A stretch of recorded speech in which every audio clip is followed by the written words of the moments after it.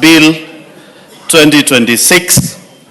Mr. Speaker, on the onset, I want to state very clearly, I oppose this bill in totality due to the following reasons in different clauses.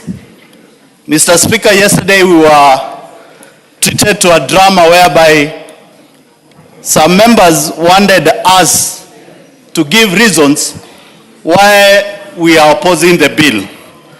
Mr. Speaker, I want to remind the House there are 5 important key issues to be canvassed in the finance bill. That is raising revenue, providing incentive to investors, protecting the public on harmful products, protecting investors, enforcing compliance in tax collection.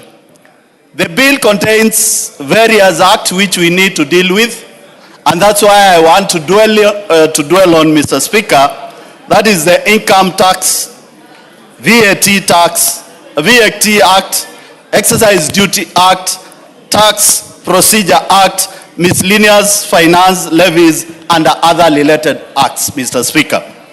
Mr. Speaker, to begin with, I want to dwell on the issue of income tax, Part 2, Clause 2B. Expansion of definition of management of professional fee, included card-based payment.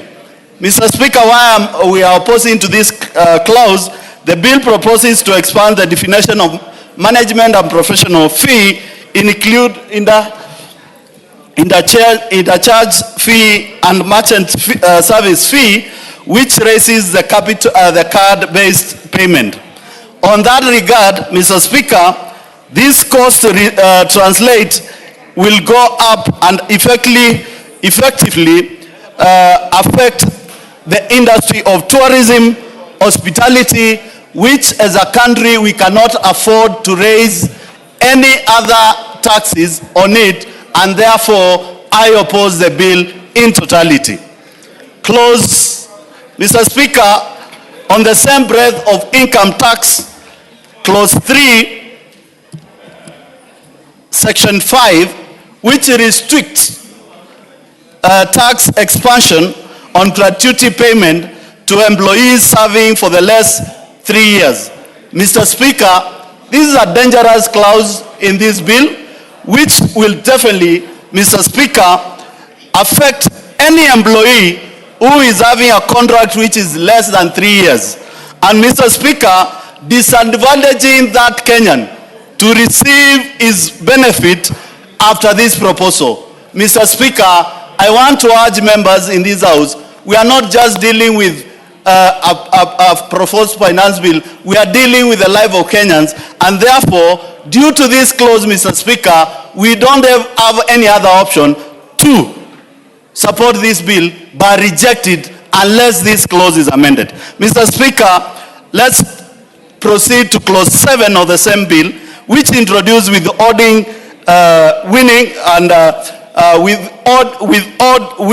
odd tax on winning on any rate of 20% for both residents engaging into different competition globally. They are engaging in different activities globally. This clause denies the young people in this country the opportunity to get what is right for them by introducing the withholding tax. So, Mr. Speaker, and I want to urge our colleagues, these are clauses which we need to reject to make sure that at least the young people in this country get their right fair share. Also, this reduces the income of the better establishment of the youth and the blue economy the Kenya Kwanza government has been talking about. I cannot understand the Kenya Kwanza government. They are saying they are pro-youth. They are saying they want to encourage the youth. They are saying that they want to make the youth of this country have money in their pocket. This Clause 7, Mr. Speaker, denies the youth of this country that opportunity, and that's why I call for the rejection of the Finance Bill 2026. Mr. Speaker, Clause 16 of the same bill introduces a 60% minimum threshold of deemed dividend on undistributed profits, Mr. Speaker. Mr. Speaker, the bill proposes to tighten the deemed dividend rules by requiring that at least 60% of the company undistributed profit be treated as dividend if the profits are not distributed within 12 months, Mr. Speaker. Mr. Speaker, this is the same government which is trying to encourage people to get into business. Yet they are introducing a clause whereby the profit of the company are being directed how they need to be distributed.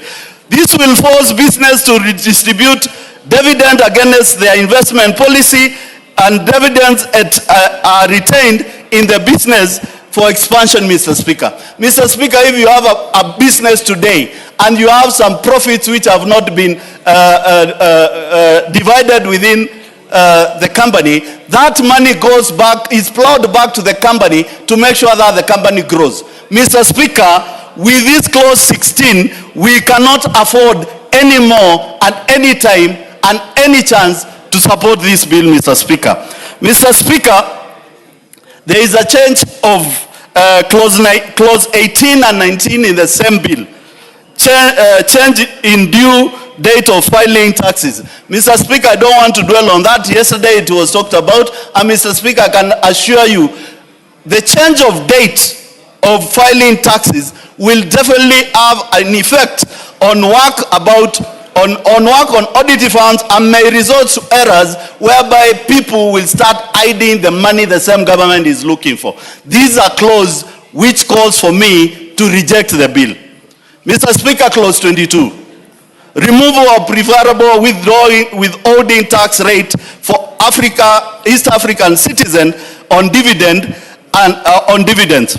Mr. Speaker, the removal of this concession will increase tax burden across border investment within East Africa region, which impacts the attractiveness of Kenyans to be a destination of investment. Mr. Speaker, as we sit here, we are complaining that Tanzania has better investment attraction. Uganda has better investment attraction. Rwanda has better attraction investment regime. Mr. Speaker, if clause 22 is implemented as it is in the bill, I can assure you we are going to lose more investors to our neighboring, and Kenya will still be a laughing stock to investors because of this clause. So, Mr. Speaker, we call for the rejection of this bill in totality, or we do amendments to them. Mr. Speaker, let me go to part 3 of the bill, which is value-added tax, Mr. Speaker. Clause 28 of the bill, extension of waiting period of VAT refunds and bad debts under Section 31 of the VAT Act. Mr. Speaker, the VAT Act currently allows taxpayers to claim refund on bad debt where the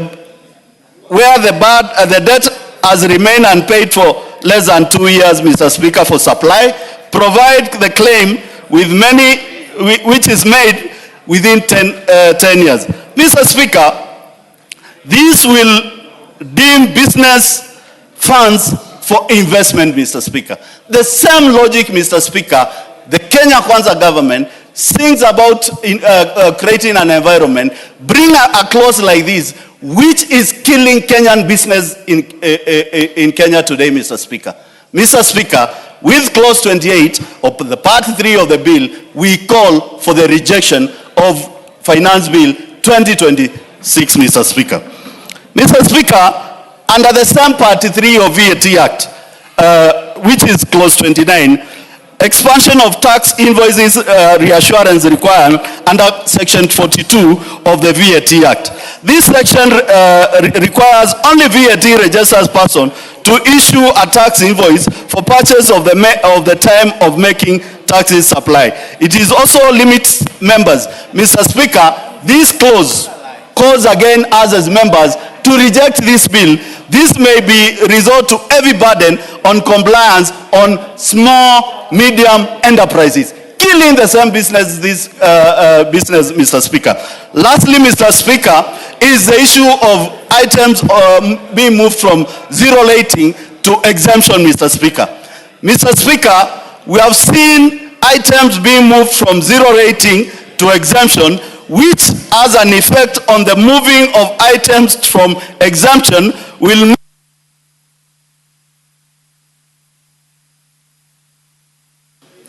the member for Kabuchai. And members, anyone who has no card, please go get a card and then log in. You are doing well. And allow me, as the chair of this session, to follow this order in the order at which you logged in. Yes. Thank you very much, Mr. Speaker. Mr. Speaker, today is a very important day for Kenya. It is a day, Mr. Speaker, that Kenyans are alert everywhere, because what the decision we are going to make in this House, Mr. Speaker, affects their life in its entirety, Mr. Speaker. Mr. Speaker, having gone through all this bill, when I tried to align with the roadside advertisements, Mr. Speaker, the Speaker pronouncements by the head of state that is going to take care of people who earn 30,000 and below. 30,000 below. 1.5 million workers in this country, Mr. Speaker. Those aspirations, Mr. Speaker, is not taken care of here. I've gone through it. If this government wants to walk the talk, 1.5 million Kenyans who get 30,000 below have a dependency rate of 10 million who rely on them, Mr. Speaker. If it is not found here, this is the only tax law that comes to this House for us to pass.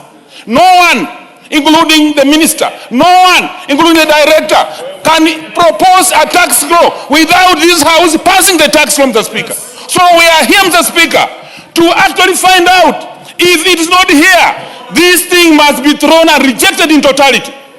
Yes. Mr. Speaker, Mr. Speaker, when you go to it, Honorable Majimbo, order. There is a point of order. Thank you. Distortion. Honorable Speaker, I raise on the point of order, Honorable Speaker, on matters relevance. Honorable Speaker, what we are discussing today here is the report by the Finance Committee that is already before us. We are not discussing what is not in the report by the Finance Committee, Honorable Speaker. Honorable Speaker, the issues raised by the Honorable Member for Kabuchai, that pronouncements were made by His Excellency the President somewhere in the roadside, it is the responsibility of this House to legislate, Honorable Speaker. It is not the head of state to legislate, Honorable Speaker. If he made his pronouncements is there, at the point we will bring them here, Honorable Speaker, we will have an opportunity. We will have an opportunity to discuss. Take your seat. Honorable Speaker, take your seat. Honorable Speaker, you will not allow head class, Honorable Speaker. This is a House of Take your debate. seat. Honorable Speaker, this is a House of debate. Take your seat. Take your seat, Honorable Soro. Order. The Honorable Majimbo. The Honorable Jack Wamboka. This House will listen to the Honorable Majimbo in silence. Yes. The Honorable Majimbo will remain order. The Honorable Majimbo will remain relevant in his submissions to ensure, because there's no law, and you know it very well. We are not in the old constitution.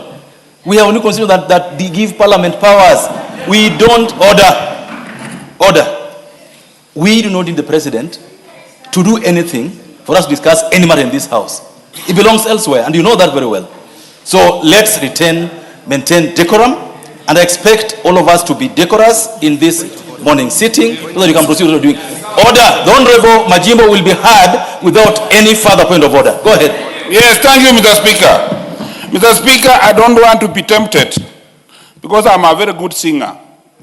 I don't want to be tempted to sing the song that Kenyans sang for Honorable Soro in Kusi Stadium, because it touches on his private part. Mr. Speaker, when we come to this bill, Mr. Speaker,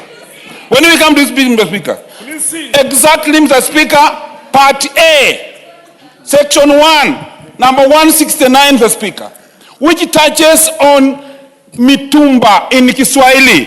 In English, Mr. Speaker, it is written here as worn clothings and other worn articles. Worn clothings. Mr. Speaker, this product has been moved from zero rated to tax exempt. What does that mean, Mr. Speaker? We went to school properly. We know when you cannot claim any tax on it, then you will pass it to the consumer. That is what it means, Mr. Speaker. The price of mitumba will increase. This House, Mr. Speaker, does not, Mr. Speaker, we must be honest on what we are bringing here with the members of this country. Mr. Speaker, when I come to, Mr. Speaker, we are reading, Mr. Speaker, and you are seeing me referring to every clause. Mr. Speaker, when you come to the non-resident landlord, Mr. Speaker, that article here, Mr. Speaker, they say that actually the imposition of non-resident rental income tax. Mr. Speaker, you realize that here it says that actually a tax to be known as non-residential rental income tax shall be payable by that non-resident person at the rate specified in the third schedule. Mr. Speaker, when you go in the third schedule, and I've gone to the very part, is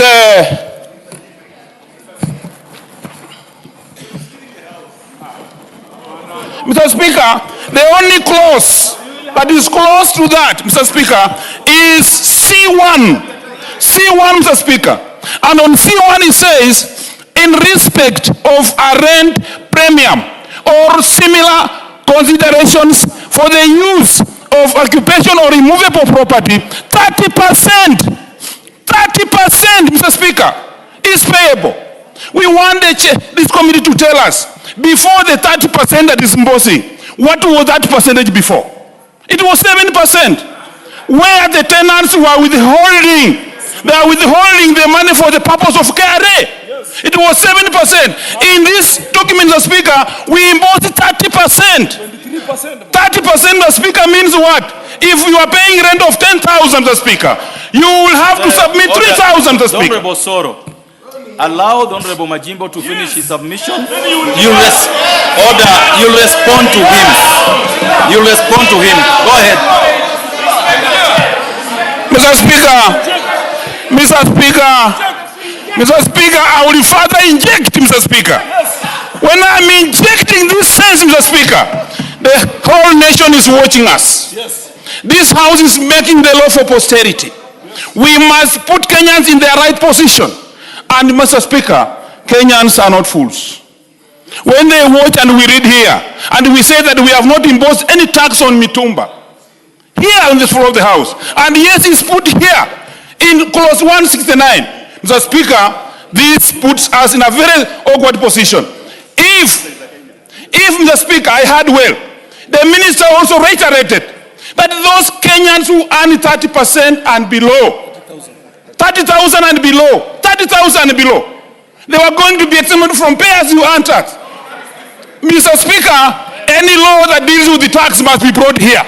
And it must be put in here. It is nowhere. We are saying, and that's why, Mr. Speaker, we are saying, we are telling this government, Mr. Speaker, to be a one-term government. It is going to be one-term government because, Mr. Speaker, it doesn't carry the aspirations of the Kenyans. Thank you, Mr. Speaker. Now, I want to request as follows, because I know all of us are emotive. Let's just be factual. You know, I'm listening to Honorable Majimbo, and he refers to clause 169. And you know it's not there. So, order, just sit down. I will, every member in this House will have their say. In fact, I want to request the following, that because all of us want to speak, if you could limit your intervention to 5-6 minutes, I don't want to control it myself, so that every member is able to get a chance to speak. I'll be very happy. What I will not do, and I want members to be decorous, I'll not stop any member, whether they're opposing or proposing, from saying what they want to say. And that's why I want all of us to have our time, and please maintain decorum. The next member on the line is Mark Mwenje. Oh, thank you, Honorable Speaker. First of all, Honorable Speaker, I rise to raise some very serious issues against this finance bill, Honorable Speaker. Honorable Speaker, one of the issues that I have is Section 35, Honorable Speaker, of this finance bill. Honorable Speaker, this specific section imposes excise duty on cell phones, which seems to have moved from the point of importation to the point of activation. Now, Mr. Speaker, one of the issues that I have with this is that the government is not losing any money. Why are we changing from the point of importation where you pay duty on 50 cell phones, but at the point of activation when it's limited to a specific cell phone? My concern, Honorable Speaker, is with the Commissioner, because at the point of activation, then you tie this phone to a specific person, and there is because you've not defined, and Honorable Speaker, you as me and as a lawyer and yourself, you know that if you don't provide a definition of this activation, what will be put there? What if you put in a spyware? What if at a certain point you can shut down a specific cell phone belonging to specific someone? So, Honorable Speaker, for me, this section 35, I don't see the point to it, because to me the money is the same. So why are you changing it? Honorable Speaker, Section 45, this is on the Tax Procedures Act.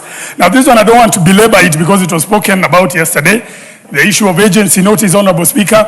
And I just want, I hope the chair would be here, but the administration of fair hearing is a constitutional right. Even if you delete that provision, even if you amend it, the majority leader was here, Honorable Kaluma, they were very specific on how they think this has been abused. But it doesn't matter, it's been provided for under the Constitution.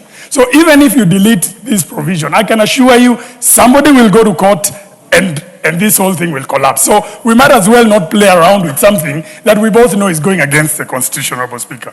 Honorable Speaker, under Section 23, in the same act, Honorable Speaker. Now, this is on capital gains tax. Now, the threshold, whenever you have a transaction that derives value in Kenya, usually for capital gains tax is at the point of where you reach a threshold of 50%, Honorable Speaker. That is the standard within East Africa and quite a number of African countries. Now, this is lowering it with this amendment to almost 1%. If you look at our income tax, it provides it at about 20%. So, to me, what you will do is that you will make all these investors who come to Kenya and at times are exempt from this capital gains tax because the value gained in Kenya does not achieve the 50% threshold. All these people are going to go to our neighbors. So, who's losing? So, all those investment firms in Kenya, all those law firms that are working here, all those funds that work in Kenya, the insurance companies, all those are going to start losing business right here in Kenya. Now, Mr. Speaker, one of the things that yesterday, if you'll remember, and once again, I'm happy the Honorable Ruto was here because I believe he mentioned this issue. Taxes should be predictable. That's what the chair said yesterday. And any accountant, anyone who is in the tax regime says that taxes should be predictable. It means 5-10 years. Anybody investing in Kenya should have an idea how the tax regime is going to be. Now tell me this, Honorable Speaker.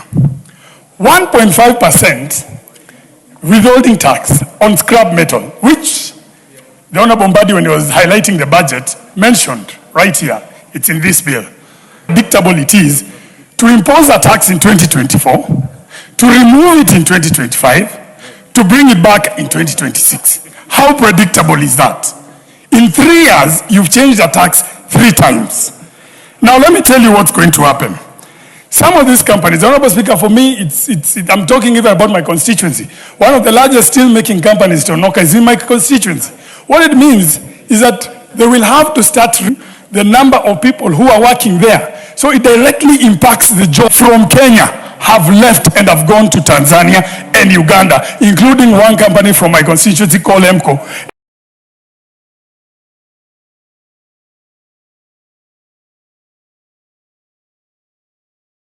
And even steel structures that have now gone to trading rather than manufacturing.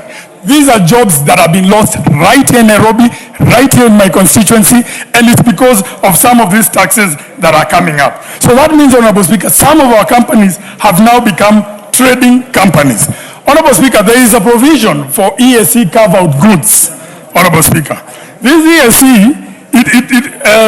ESC carve-out is for goods that have originated within the East Africa community. By removing this specific carve-out, Honorable Speaker, we are violating the very same treaties that we have with our East African countries. So we are violating bilateral agreements that we have with the East African community. That means very soon, some of the privileges we have with trading with Uganda, Tanzania, and Rwanda, this is going to change. So why should our finance bill violate the EAC carve-out that was agreed bilaterally between all these countries, Honorable Speaker? Honorable Speaker, the issue of zero rating and exempt, we need to clarify. You know, we sit here and we say, we've exempted you from tax, we've exempted you from this, we've exempted. Honorable Speaker, we all know zero rating is better than exempt. So if some of these imported clothes, worn out clothes, we've moved them from zero rating to exempt, it means you cannot claim input VAT. And this is where the devil in the details is. That means the cost of those Mutumba clothes will go up. Finally, Honorable Speaker, when it comes to these rental houses, I'm a member of parliament from Nairobi. Embakasi West is full of rental houses, the entire constituency. Some of these people are foreigners, they are non-residents, they are not here in Kenya. If you affect the cost of rental prices the way it's been discussed, it means you're increasing rents for all the people living in my constituency, Honorable Speaker. And for that reason, and many others, Honorable Speaker, dotted by the others, unfortunately, I cannot support this bill, and we'll be bringing a lot of amendments so that we can ensure we don't burden the Kenyans that are already. Thank you so much. Honorable members, I'm happy to listen to Honorable Monje because he spoke about 10 minutes without attacking anybody, without going outside script. He's done so well. If we did that, all of us, we'll have a very good debate. The Honorable Jaku Amboka, this is your chance.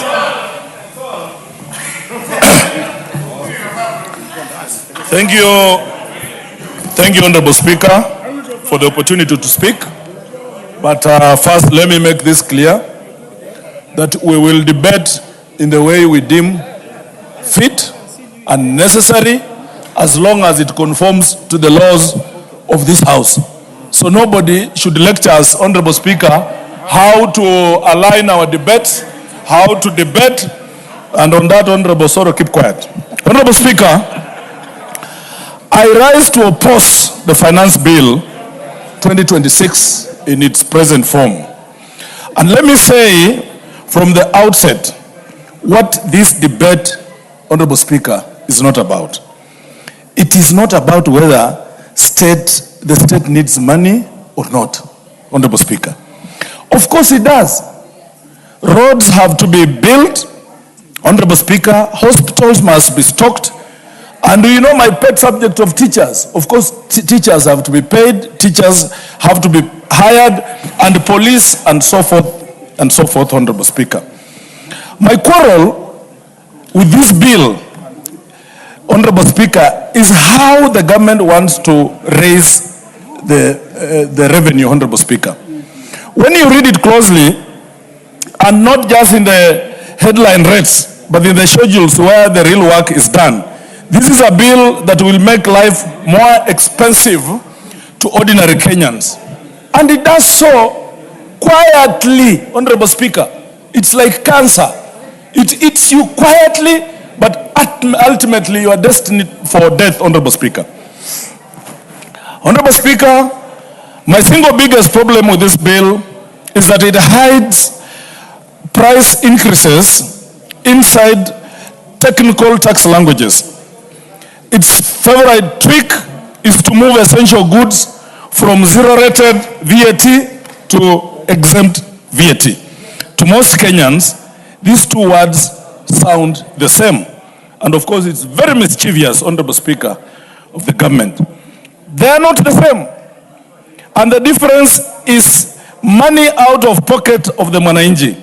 Honorable Speaker, when a good is zero-rated, the seller charges no VAT and still recovers the VAT paid on inputs. So the goods are truly free of the tax. When a good is merely exempt, the seller charges no VAT but cannot recover the VAT on inputs. So that tax becomes a cost of doing business and is passed on the consumers, who are the ordinary Kenyans, Honorable Speaker, and that is what we are saying. Life becomes more expensive. The resources the digital economy in a way that lands hardest on small people. It lands hardest on small people. It pulls card payment fees, switching, clearing, and settlement system into a tax net in a way that raises the cost of electronic payment. These are not luxuries. These are the payment roads of a modern economy.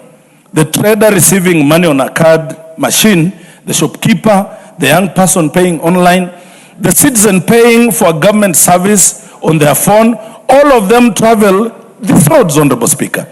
The state asks Kenyans to go digital, to formalize, to leave cash behind. It cannot in the same breath make the digital road more expensive, Honorable Speaker. Who uses this digital platform, Honorable Speaker? They are young people. These are young people who proving, Honorable Speaker, out of the digital platforms. Some of them work at night. So when you make it more expensive, whom are you punishing?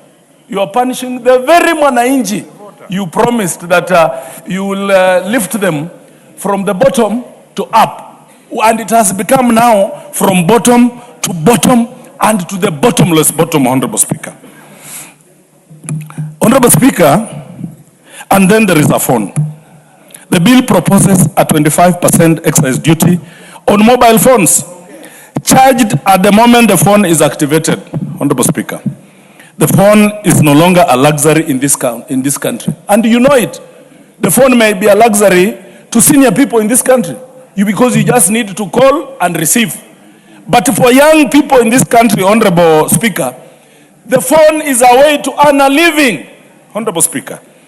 It is how a young person looks for a job, how a student learns and receives their notes, Honorable Speaker, work on their assignments, Honorable Speaker, how a farmer checks the market, how a mother sends money, how a citizen reaches a citizen. To tax a phone at activation is to tax the very doorway into the modern economy. It will be felt by students, job seekers, border borders, by small traders, and by ordinary families. If the real concern is luxury handsets, Honorable Speaker, then tax the high-end taxes, Honorable Speaker, and leave alone these young people who cannot deal with the issues. Honorable Speaker,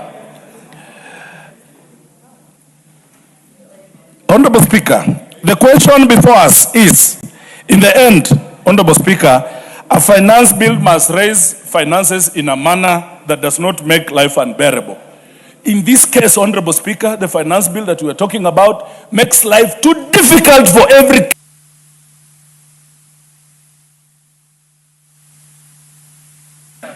All members, you agree with me that I've given 4 chances this side and interrupted. So I'll also give this side another 4 chances. Then we come back this side. And I have to be fair to the House. I must be fair to the House. And it doesn't matter what you do on that matter. Because I've decided that's what we're going to do. So this side, we're going to have another 4, then 4 this side. So, can I get from the list I have here, the first one on this side is Honorable Marianne Keitany.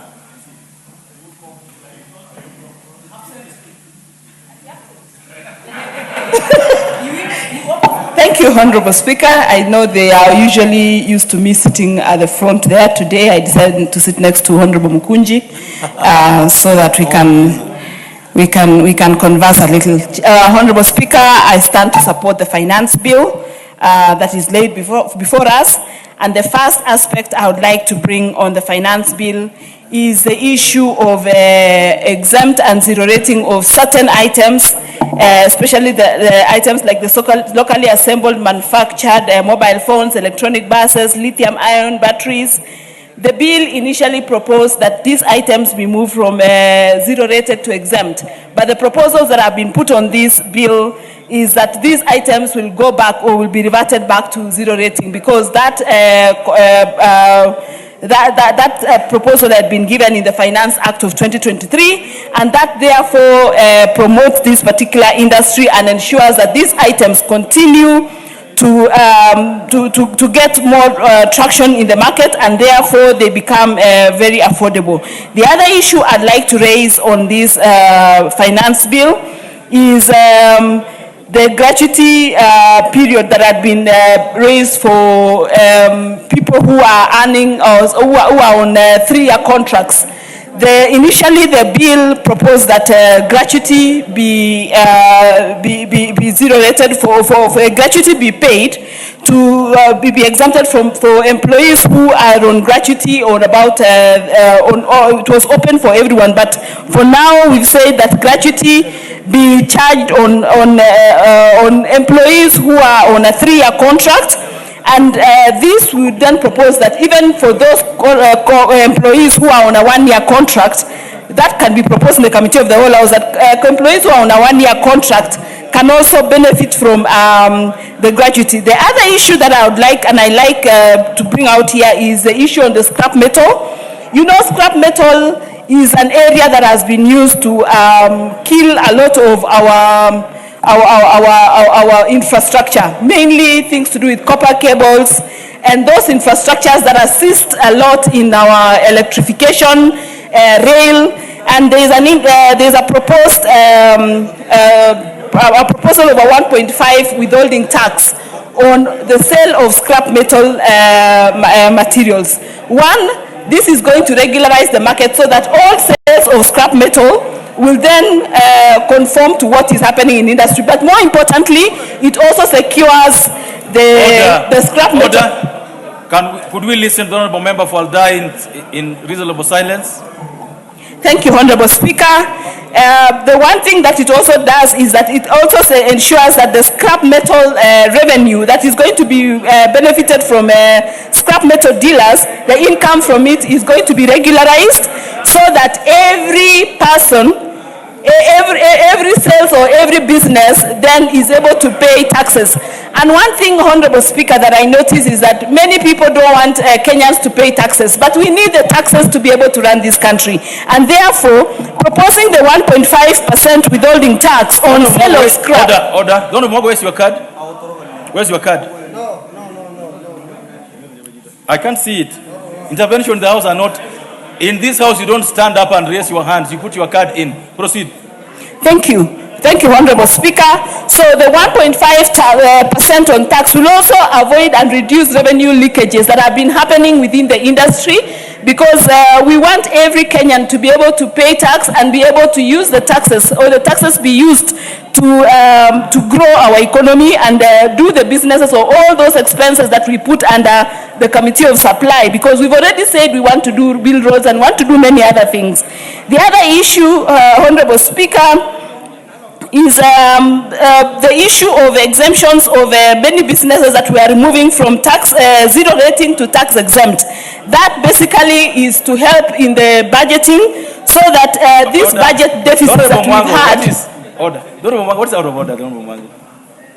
Mr. Speaker, my concern, is it honorable for the Honorable Member of Parliament to insinuate that scrap metal dealers deal in stealing copper wires and railway, whatever you affecting the infrastructure? We have genuine traders who are conducting this business in the scrap metal business. You cannot insinuate that you are imposing a tax because those people deal in stolen goods and stolen infrastructure. Point of debate, in my opinion. I'm sure you got a chance to debate that particular point. Please proceed. It's a point of debate that you can debate when you get a chance to debate. Go ahead. Thank you, Honourable Speaker. The issue I was dealing with is issues of vandalism that happens in that sector, and therefore, Honourable Speaker, that issue of vandalism, which we know happens in this country, I have not said the scrap metal dealers, but they deal in, most of them may deal in vandalized items. So the issue of introducing the 5% tax, 1.5% tax return will also aid in helping that particular sector become regularized. The other issue I needed to raise, Honourable Speaker, is that most of the taxes that we've now reduced from zero rating to from zero rated to tax exempt is to also ensure that the budget deficit that we see in our books is reduced, because one of the main issues that we have in terms of our budgets and in terms of debt for this country is the budget deficits that we see because of many items that are zero rated. By removing them from zero rating to tax exemption, Honourable Speaker, will allow that our budgeting become neater and our books become neater, because many times our books are looked at when we want to advance or borrow monies, and therefore that will help our tax incentives. The last issue that I'd like to raise, Honorable Speaker, is on the issue of Mitumba. I think a lot of people have, a lot of our members have talked about Mitumba, and I want to say that the proposals that are here do not plan to raise taxes on Mitumba clothes, as opposed to what has been put on the floor.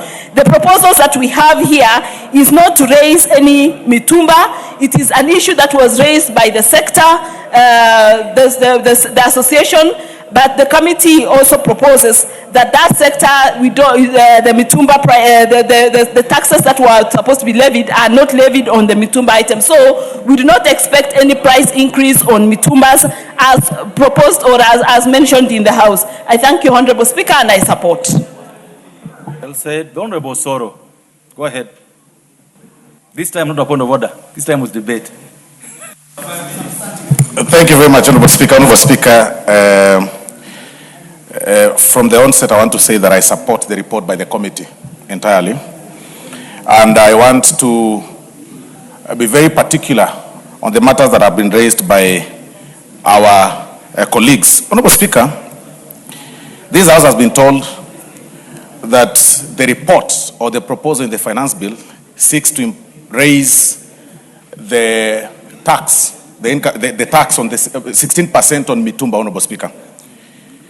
Far from it, Honorable Speaker, or to the contrary, is that what this particular bill seeks, Honorable Speaker, is to completely move the Mitumba to exempt status.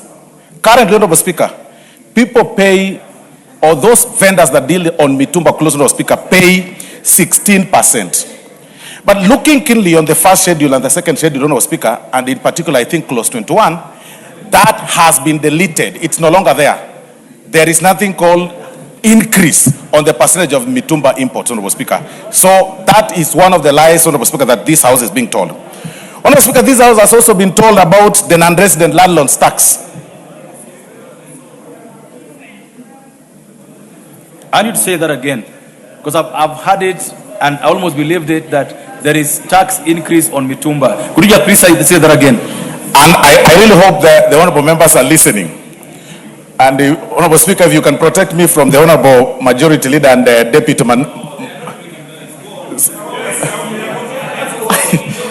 I don't know what the Deputy Minority Leader is convincing the Majority Leader, because I think he needs some lessons. But Honorable Speaker, this is my point. Far from what they are telling people, Honorable Speaker, that there is a 16%, I mean there is an increase in the taxation on Mitumba, Honorable Speaker. The first schedule of this bill, Honorable Speaker, and the second schedule speaks to the contrary. There has been a 16% tax, Honorable Speaker, on the Mitumba, which has been deleted, Honorable Speaker, under clause 21, Honorable Speaker, in the previous bill. So when they tell people that Mitumba price will go high because of the increase of taxes and everything, that is a lie, Honorable Speaker. Number two, in fact, it's actually being moved to exempt status. It has been 16%. Now it's being moved from 16% to the exempt status, Honorable Speaker. That should be clear, and I'll challenge any person that will rise to speak, Honorable Speaker, to speak to the contrary with the bill, Honorable Speaker. That is one. Two, Honorable Speaker, they have told you, or they've been addressing this House, Honorable Speaker, saying that there is an introduction, Honorable Speaker, of the non-residents landlord's tax, Honorable Speaker. What do we have currently, Honorable Speaker? Honorable Speaker, landlords pay tax at the rate of 7.5% currently. All the landlords that own the houses, Honorable Speaker, pay 7.5% in terms of tax, Honorable Speaker. Even the non-residents, Honorable Speaker. Members of this House, Honorable Speaker, who are well schooled will tell you that you cannot tax on a single item twice, Honorable Speaker. What usually happens with the taxes on the landlord's income, Honorable Speaker? Currently, Honorable Speaker, landlords pay, the non-resident landlords remit their taxes through their tenants, Honorable Speaker. They are not residents of this country. They live, for example, in the US. They work somewhere in in Europe. It is the responsibility of their tenants to remit that particular 7.5, Honorable Speaker, on behalf of the non-residents, landlords, so to speak. And this should be very clear. Currently, it is at 7.5%, and all landlords pay. All of them, whether it is residents or non-residents, as it is right now. But now, the non-resident landlords, so to speak, remit their 7.5 through their tenants that live there. So what this bill seeks, Honorable Speakers, to do is to at least reduce the hassle by the tenants, Honorable Speaker, not to be remitting on behalf of their landlords. I mean, it is just to tell them, hey, you non-resident landlords, pay or remit your taxes directly. It does not seek to introduce a new tax. It is not new. I mean, Honorable Makali Mulu, you can inform the House honestly that you cannot tax a single item, twice. It is not practical, it's not possible. It is simply realigning the structure of payment from the tenants to the landlords, Honorable Speaker.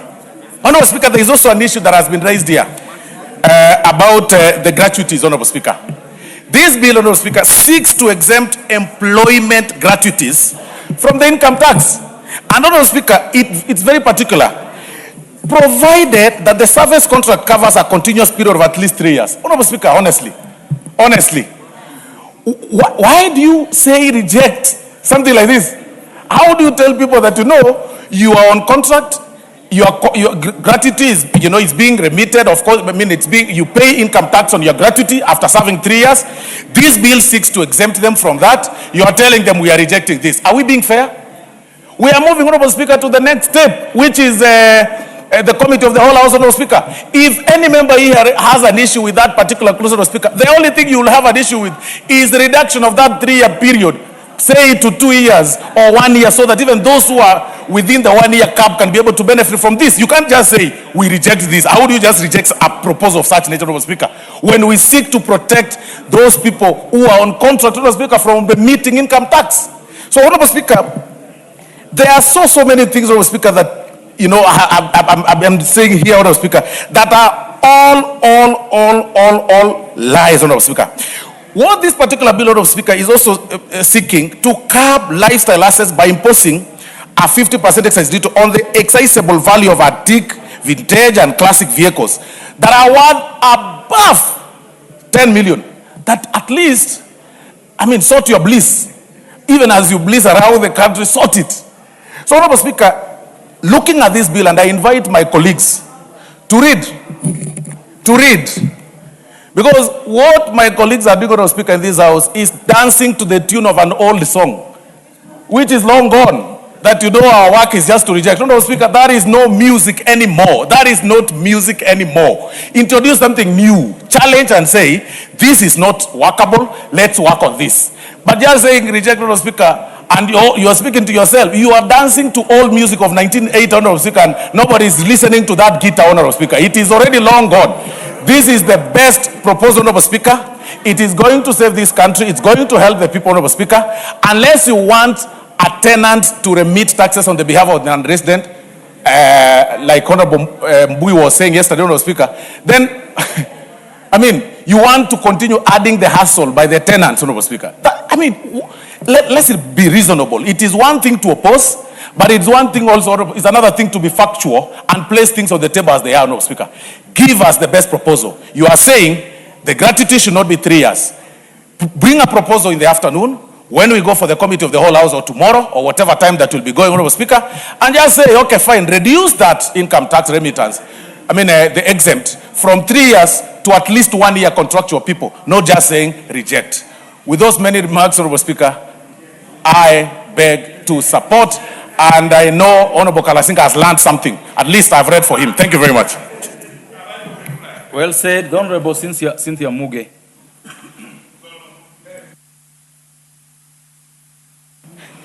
Thank you, Honorable Speaker, for giving me this opportunity to add my voice to this Finance Bill of 2026.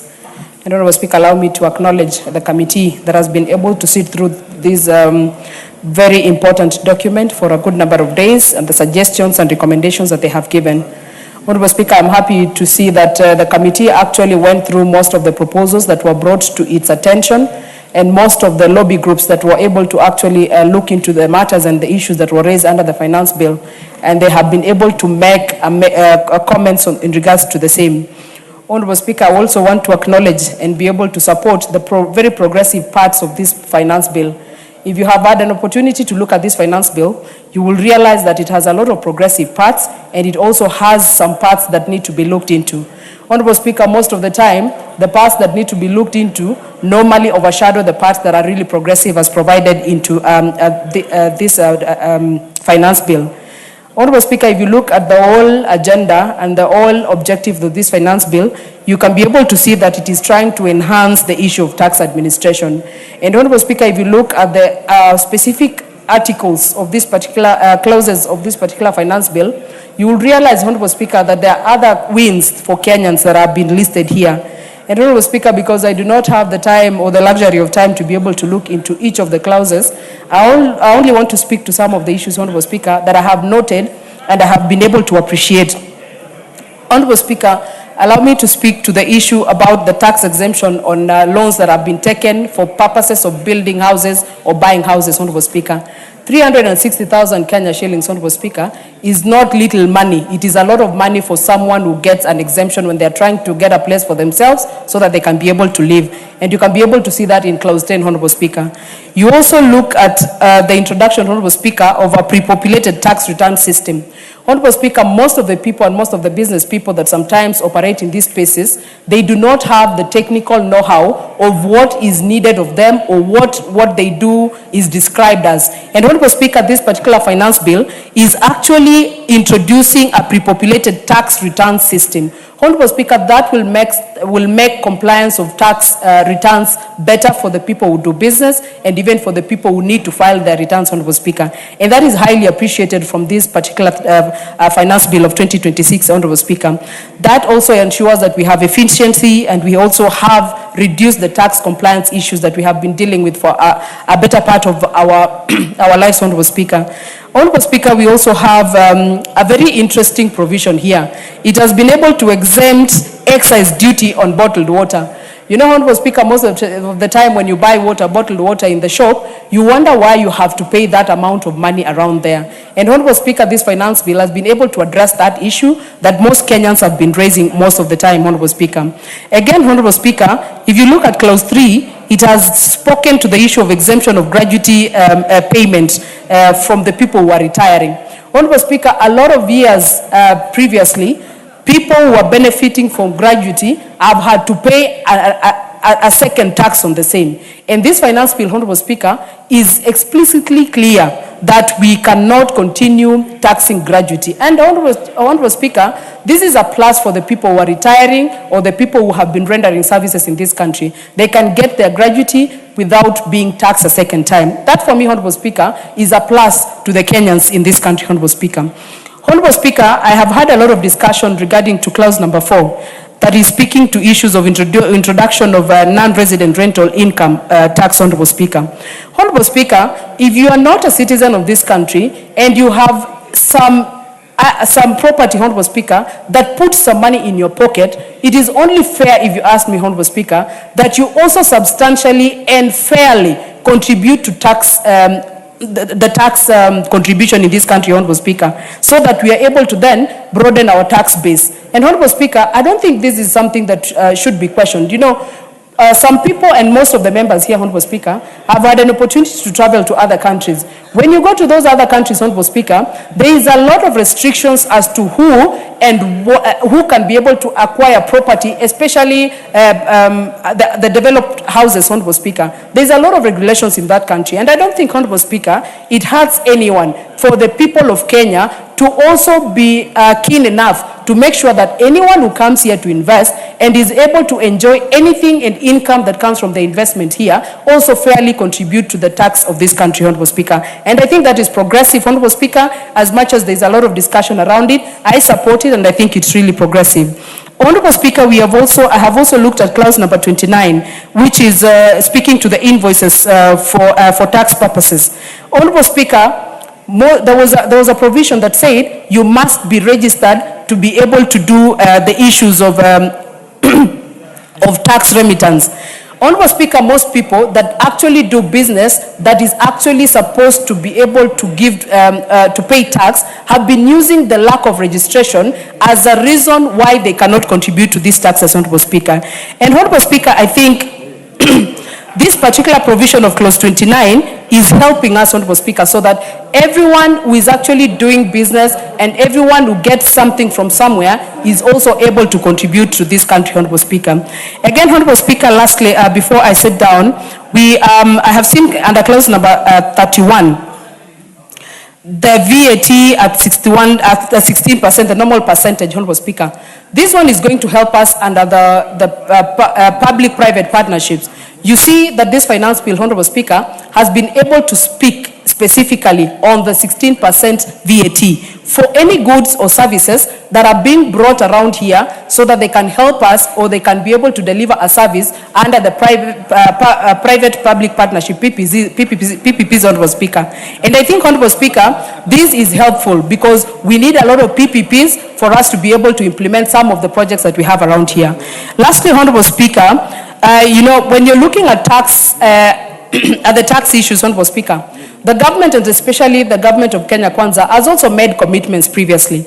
Part of the commitments that has been able to make, Honorable Speaker, is about the intention to limit zero ratings of items to only items that are being exported from this country. And I think it's fair, Honorable Speaker, because as an administration, you must be able to action the words and the promises that you give to the people. So part of the promises that the Kenya Kwanza administration has given, Honorable Speaker, is to make sure that zero rating is limited to the exports. That is one, Honorable Speaker, to make sure that every person who can be able to do something and be able to export it somewhere else gets to have a tax relief. And Honorable Speaker, the discussion about what can be zero rated and what can be tax exempt is a discussion, Honorable Speaker, that I think as a country and as a people and as a leadership, we should be able to also enlighten our people so that they can have clear understanding on what is zero rating and again, Honorable Speaker, what is a tax exempt. And for this case, Honorable Speaker, I want to support that Kenya Kwanza administration is actually actioning the promises to make sure that zero rating is actually given to export products. So, Honorable Speaker, I want to say that I support the committee's report and the way it has been able to go through the proposal on the finance bill, and I support the provisions that have been given here.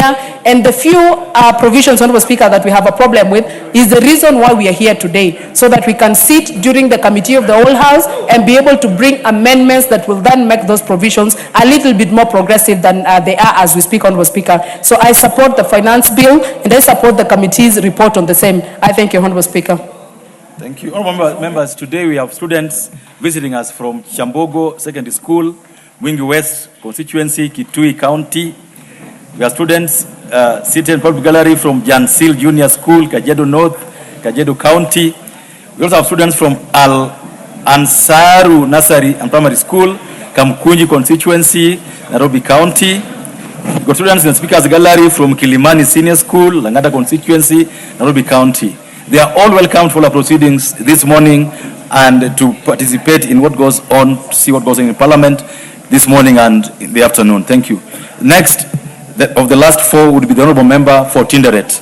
Then we come back this side for another four. Thank you, Honourable Speaker. Honourable Speaker, I rise to support the finance bill. More importantly, the finance bill that went through extensive public participation, and more importantly, the report that the Finance Committee led by Honourable Kuria tabled before the House. Mr. Speaker, when the finance bill was first read in the House, it had very serious issues, which I want to tell Kenyans. The Committee on Finance went through and met Kenyans, met institutions like the Institute of Certified Public Accounts.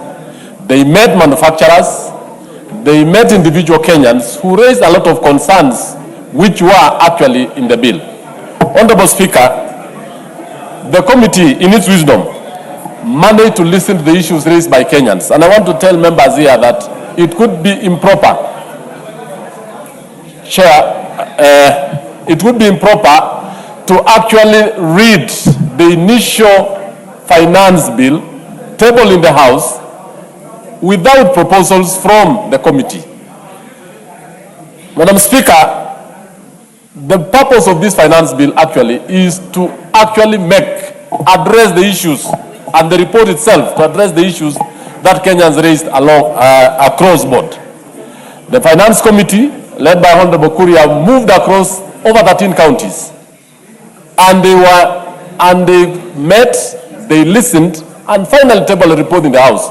And it will be proper, Madam Speaker, to ensure that as members discuss this, we ensure that we discuss the finance bill and also discuss the reports and the proposal contained in that particular report, so that we have an informed view of what we are telling Kenyans. Certain issues that have been proposed, there are a number of amendments which we as members of the House are going to propose to ensure that we have a finance bill that is actually addresses the interest of the Kenyans. Madam Speaker, we have the issue of strengthening international compliance by aligning Kenyan tax framework with standard global practice for trusts and virtual assets. Madam Speaker, there are a lot of issues that Kenyans have raised, especially even on rental income or non-residents. The issue was that the non-resident tax on rent was actually owned the person who is paying tax. But now it is the owner of the house to do it, and it still stands at 7%. There is no much difference, and has not been raised to 30% as alleged by members from the opposite aisle. Madam Speaker, we also have the issue raised by the motor vehicle manufacturers on the electric buses and all those other issues. Zero rating it and exempting it would have given a lot of burden to Kenyans. And I want to thank the committee because they have actually zero rated it and retained the initial response from Kenyans. And I really say this because a number of members in the House are trying to incite the public that the finance bill is not listening to Kenyans. This finance bill, especially on the issue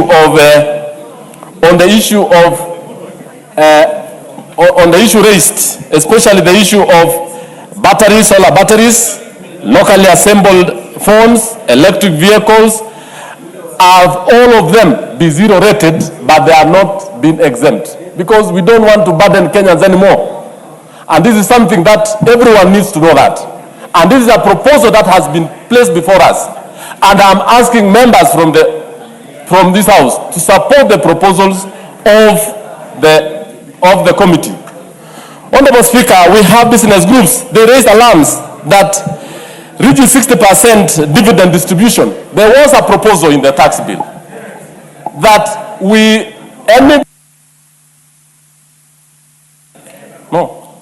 any dividends that has been raised by companies, if there is an issue that it is not distributed well, and the monies that is remained was presumed to be profits, it will be taxed.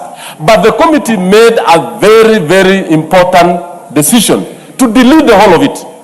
And I've seen members here holding on to something that has been deleted completely. I want us to know very well that the proposals that his House has made are for the Kenyans and for the good of Kenyans. And when we sit here as members of this House, we are not about to tax Kenyans on certain issues which are not there. Honorable Speaker, professional bodies raised a number of issues, and I want to say this. They strongly objected to the removal of the weekends, the public holidays, and all that on tax objections, and the committee listened to them. And those are some of the things that I want us to discuss and look into it. Madam Speaker, we have also the issue of zero rating the tax status for the green energy items, and I've said that, locally assembled vehicles, phones, and the rest. We have also the issue of adjusting the filing of deadlines to give individuals practical windows. Actually, this one was a very wise decision. It affects all of us. It affects Kenyans in every sector. And by reducing that, it does not put Kenyans on strict issue deadline, especially when you are filing your tax returns. Madam Speaker, we have also the issue of Section 29A to the Tax Procedures Act and safeguard legally requiring the Commissioner to fully disclose third-party data sources used in assessment. This one has actually been done away with. And this one actually was actually trying to invade into the privacy of members and privacy of Kenyans. And I want the members to really look at what the committee has done very well, so that as we critique and have a better finance bill for the House, we have a balanced view and tell Kenyans. It is not about this House to incite Kenyans and tell them things that are not in the finance bill, and things which have already been corrected by the committee. It has been corrected by members. Already we have proposals to make sure that what the House is going to arrive at and vote for is a finance bill that is going to spur the growth of the economy, to spur the growth of businesses, to make sure that we get the revenues which are actually within range. We are not going to have things that are out of... Lastly, Madam Speaker, we have the committee deleted the punitive proposal on mid-dispute agency notices to robustly defend taxpayers' constitutional rights to fair justice. I want the House to really have this very clearly, that the committee decided that we need to remove punitive proposals on dispute agency notices. Those ones are actually going to affect the taxpayers. And we as members of this House, we are here to defend a taxpayer, and we are also to ensure that this finance bill, which we have it here, is going to make sure that the taxpayer is going to operate in a very fair, in a very objective society, and more importantly, to make sure that this country grows into a better country. There is an issue which, Honorable Speaker, everyone has been talking about, the mitumba. And I want Kenyans to listen to me and on this particular issue.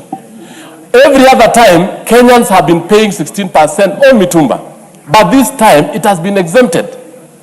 And that means all the mitumba traders are now going to have better profits. The fact that it was a proposal in the finance bill, the mitumba businesses came to the finance committee. They appeared. They gave the proposals, and the committee listened to them. And when they listened to them, the committee therefore made proposals that let mitumba in this country be exempted, not to be VAT at 16%. Who is the beneficiary? It is the Kenyan, it is the taxpayer, it is the mwananchi. And this is actually going to assist us as a country. Madam Speaker, we also have issues of the bill was trying to establish 25% excise duty on excisable value of telephones for cellular and wireless networks. This one, Honorable Speaker, the committee made proposals to ensure that we don't take the issue of excise duty further to the use of the phone. And they made proposals that this be removed. And Honorable Speaker, these are good things which the bill is trying to address. And I want members in this House to ensure that we critique and give proposals where it's due, but not actually to use it for political mileage. Madam Speaker, I think this is a very good finance bill, which we need to support as a House, and more importantly, to make it better for Kenyans and raise revenue, which is actually going to spur the development of this nation. Look at the roads, look at the housing network, and most of the things that are going on. Madam Speaker, I rise and support, and I support that we are going to bring proposals to even make this finance bill one of the best finance bills we have ever had. Thank you, Madam Speaker.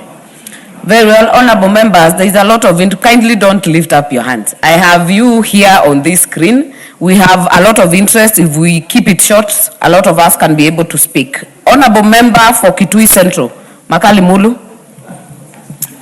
Yeah, thank you so much, Honorable Speaker.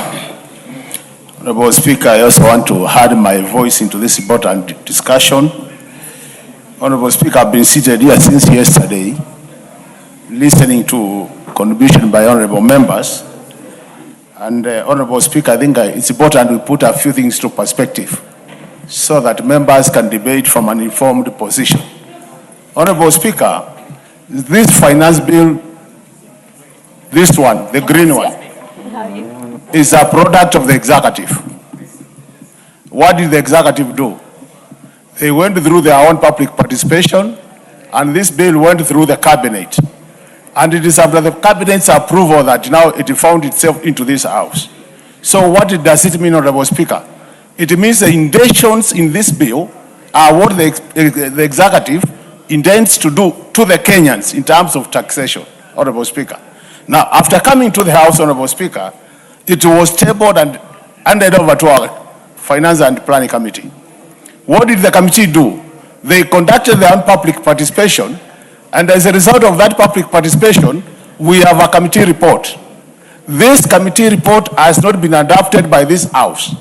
It is a proposal which will now be discussed when we go to the third reading of the report. So, honorable members who are telling members that the committee has changed anything here, we are here to do that as a House. So as we debate, we need to look at the intentions of the executive and the intentions of the representatives of the people who already we have a committee report which has come to us. So I want members to be free to debate the executive intentions and the intentions of the committee.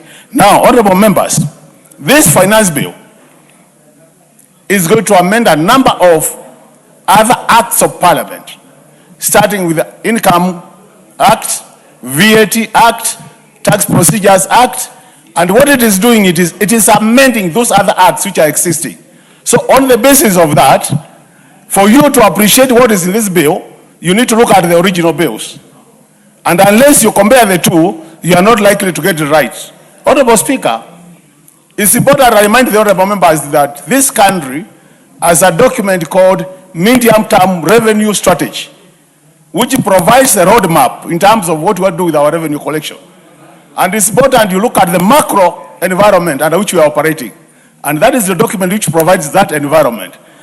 In that document, it is proposing that as we move to the future, it is important we move VAT from 16 to 14. And once you look at that document that way, then you realize that there are areas where we could have done better. And I want now to go to the document and put some comments, Honorable Speaker.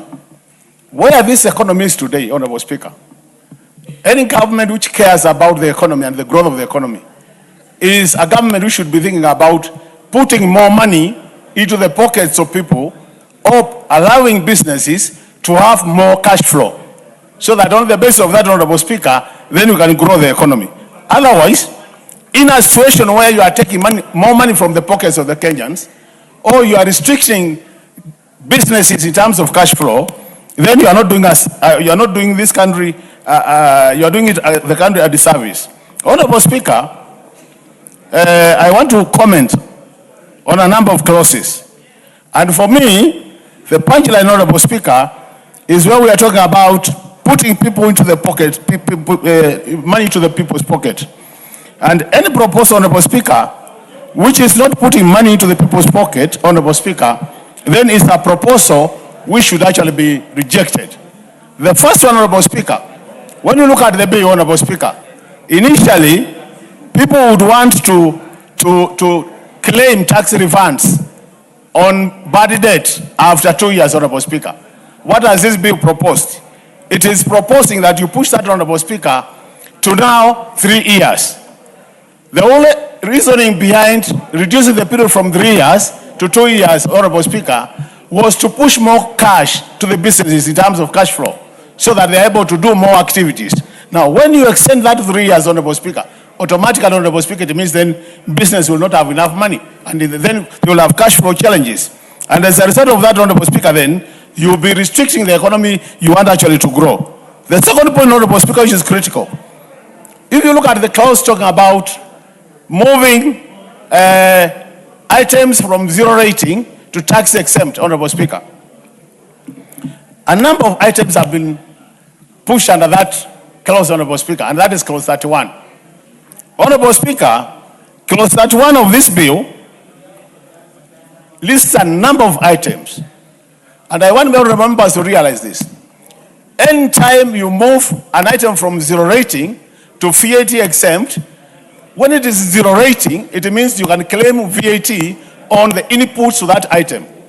When it is tax exempt, it means you can't claim VAT on inputs.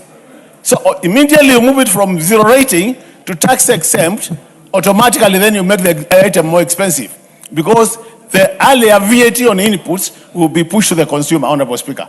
And that's why you see the issue of Mitumba becomes very controversial.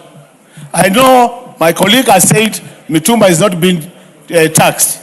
But what has happened, Honorable Speaker, we have removed Mitumba from tax exempt, but if you look at the original bill, there is a proposal to tax the income from Mitumba by 5%. Now, once you tax by 5% automatically, then the price goes up again. And these are the issues we are saying. So who is targeted when it comes to Mitumba, Honorable Speaker? The person targeted is the Kenyan who is at the lowest in terms of income bracket, Honorable Speaker. And what that does is then you make Mitumba expensive. And that was the intention of the government. So we are saying it is good that our committee has pushed out that element of profit. But yet, we are not yet there, Honorable Speaker, because, Honorable Speaker, you know, we might make our amendments here, and when they go to the side of executive, then the executive says they don't agree with us, which means you have to raise 2/3.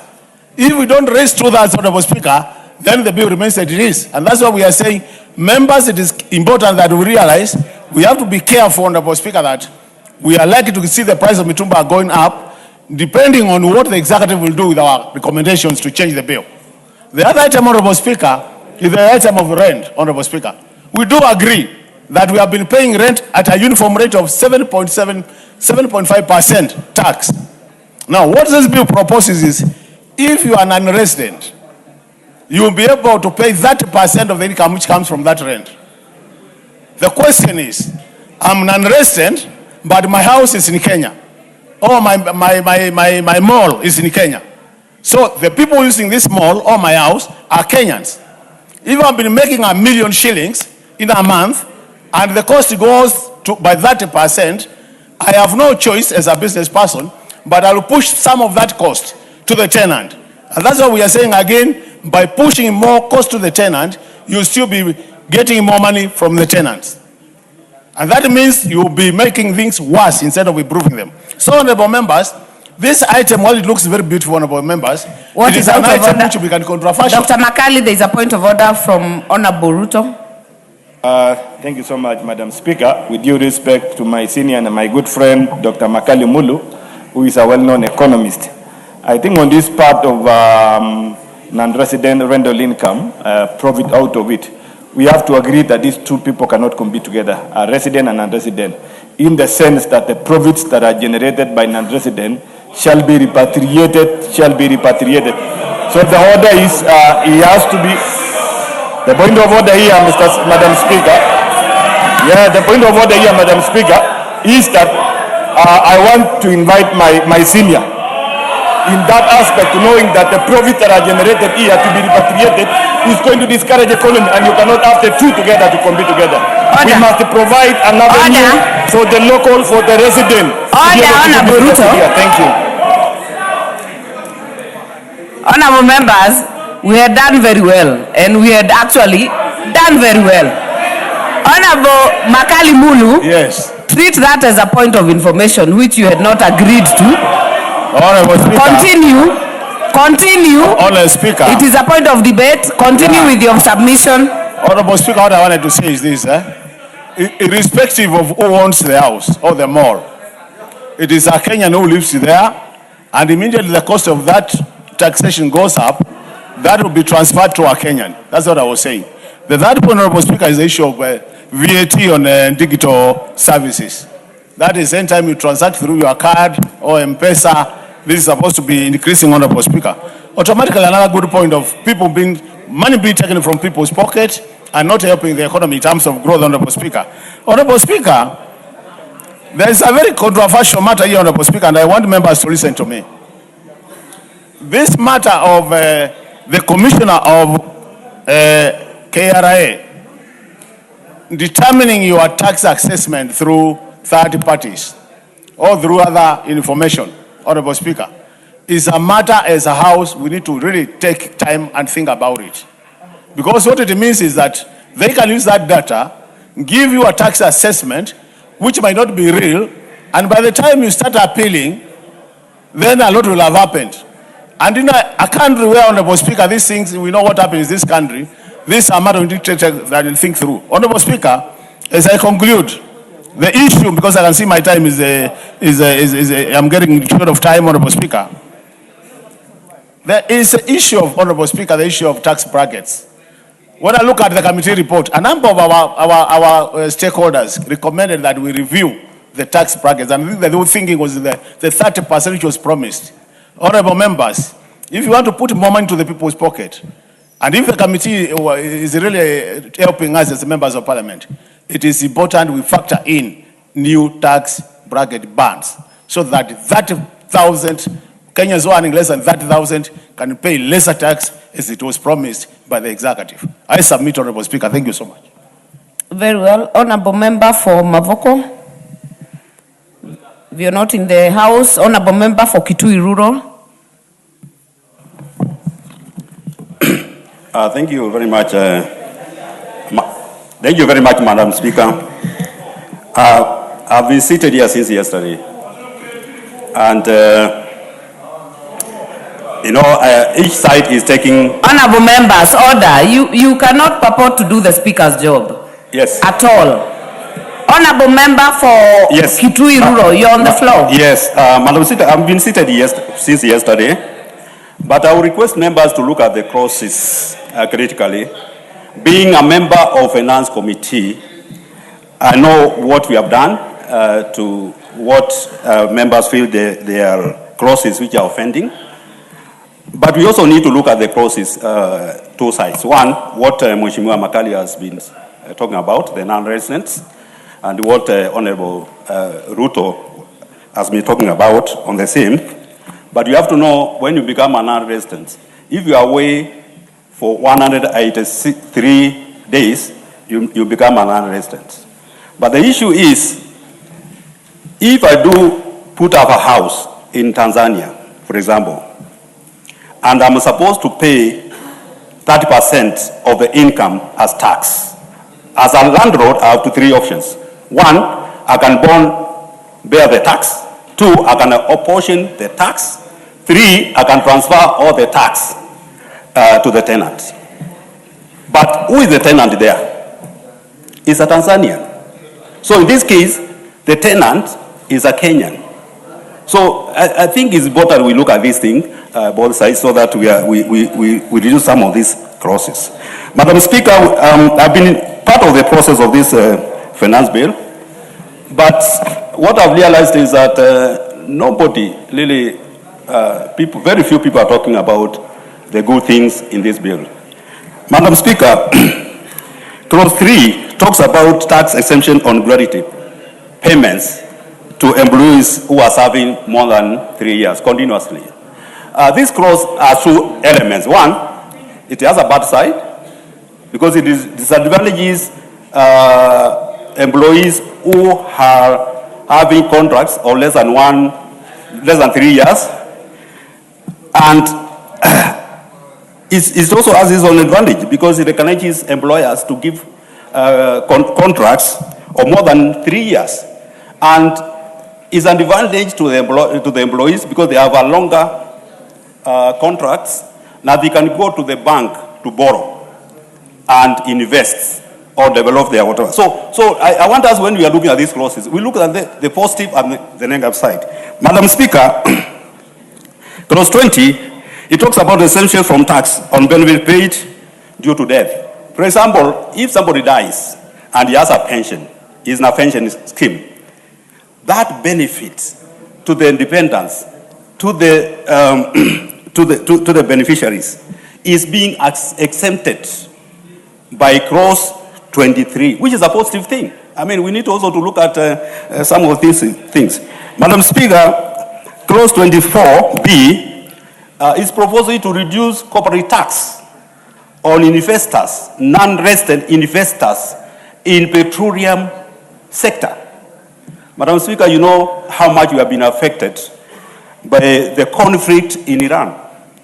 If we encourage investors from outside to explore and refine our oil in Turkana, the crisis which this country has been facing in terms of cost of fuel will not be having it. And we are going to create jobs, because if we have fuel, then we are going to have petrochemical industries and we create jobs. So that's what I'm saying. when you are looking at these clauses, let's look at them negative and also positive. Madam Speaker, the issue of betting,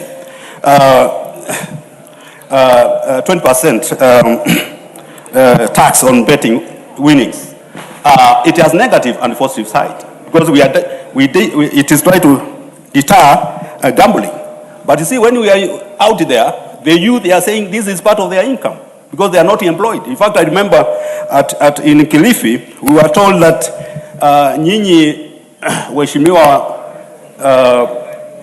mmekunjwa, so you cannot do anything. But you have to know we are earning income from this. So it has its negative and the positive side. Mr. Speaker, Madam Speaker, on the issue of tax amnesty and what members have been saying, allowing the principal tax to be paid by that 1st of December. Now, the proposal is if you pay your tax, principal tax, by end of that 1st of December, then there's a waive for penalties and interest. And this one will ease the cost of doing business because, most of these tax issues have been in court, and therefore business can be able to do businesses. Madam Speaker, there is also a proposal to increase free threshold from $300 to $2,000 to enable the people who are coming from outside. If you are from outside and you are coming, you can now bring goods worth $2,000 without being harassed by KRA in the port. Is that a bad thing or a good thing? So, so Madam Speaker, I think it's important also.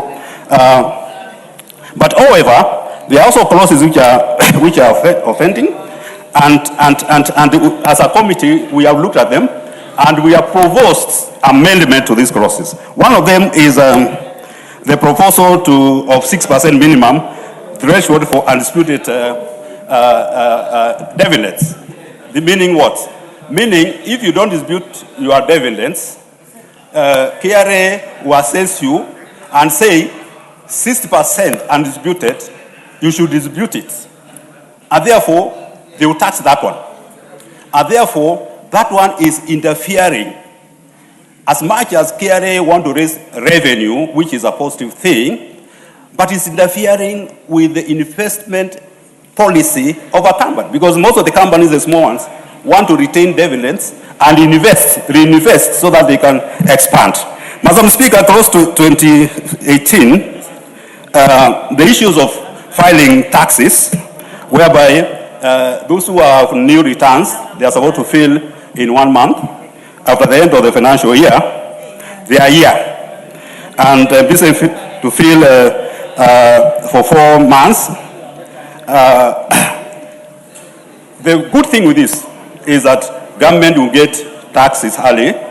2, the companies and the audit firms will be able to employ more people. Look at that. But it's also a cost to the business because hiring people to do that, the audit firms will be overworked, and there may be issues of errors in terms of when you are doing the calculations. Clause 22 is proposing to remove preferential treatment on withholding tax for East African citizens, dividends. If you have a company here and you are from outside, then you are supposed to pay withholding tax. This one has, of course, is going to discourage investors from East Africa. 2, the East African countries can also retaliate.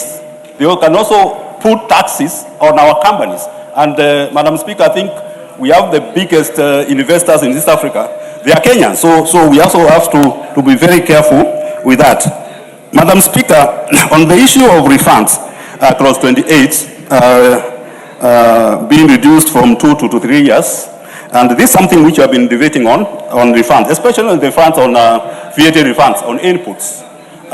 Most of the companies have been complaining that, these refunds, they are not coming forward very fast, and therefore these restraining their businesses. Clause 31 on zero rating, moving goods from zero rating to exempt. If you move goods from zero rating to exempt, you cannot claim input VAT. The issues of transport, raw materials from manufacturing of pharmaceuticals, animal feeds, transportation of sugarcane, if you take that action, it's going to affect the prices. The prices will definitely go up. Therefore, but again, you also look at, we also been fighting what we call tax consumption.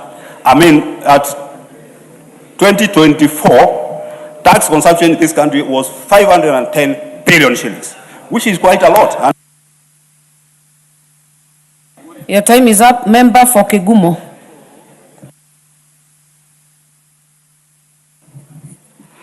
Thank you, Madam Speaker. And I want to rise and initially oppose the finance bill as it is. And I think one of the things that we've had here a lot is the issue of the 30,000 that was promised by the executive. The people who earn 30,000 shillings per month, who constitute about 50% of all salaried workers. And among the taxes that the finance bill deals with, and I know, is the Income Tax Act. And we've not seen that anywhere. So it's very important that we point out that of all the promises that keep being made, that is another unkept promise that was made by the executive. I'll start by the issue of tax exempt and zero rating. And a lot of people do not understand this. And a lot of our people, and I think it's very important for people to know, once you hear a tax has been moved from zero rated to exempt, it basically means that item will have 16% more because the person who's selling you the item will not be able to claim input VAT. And input VAT comes from, among other areas, power, electricity, your inputs. And so when we hear that the proposal for the finance bill is to remove that for pharmaceutical products, it basically means that our medicine, and you know, well, Madam Speaker, that SHA is not working. What is out of order? Medication becomes so expensive. Hold on, Honorable Member from Kegumo. Point of order, Speaker. We know very well the function of this House, apart from legislation, is to make laws. When the member who is on the floor alleges standing order number 83, standing order number 83, shut up. When a member alleges that promises have not been made in this finance bill, while it is the function of this House to make laws, then what are you saying? Are you saying that you are impotent in your function? So our point of order is, don't bring allegations while it is the function of this House to make laws, and that is why we are discussing about finance bill. So if you want to introduce amendments, and you support them. If you have the Honorable Member for Soy, you have made your point, but I do not hear exactly what is out of order.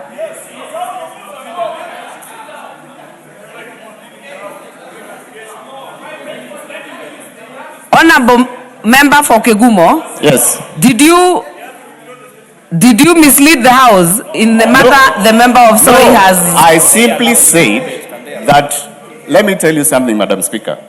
The finance bill deals with the Income Tax Act, Excise Duty Act, Value Added Tax Act, Tax Procedures Act, and miscellaneous amendments, plus the Stamp Duty Act.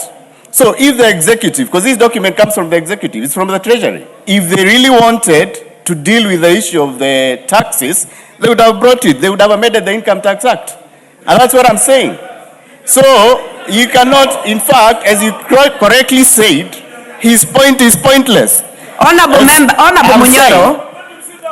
Munyoro, I'm actually engaging you because I have heard you, but I also heard the member for Soy, because then you're saying the debate we are having right now does not hold any water, because it is also in our mandate as a House. And I think that is what Honorable DK has raised. even as you debate, do not annihilate the same house that you're serving in.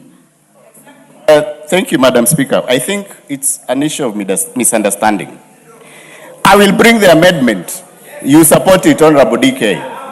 But you that can't is in say, order. Please continue with your submission. yeah, that if the and all of you, honorable members, Honorable Amboka, you're shouting that someone is shouting. Everyone is shouting.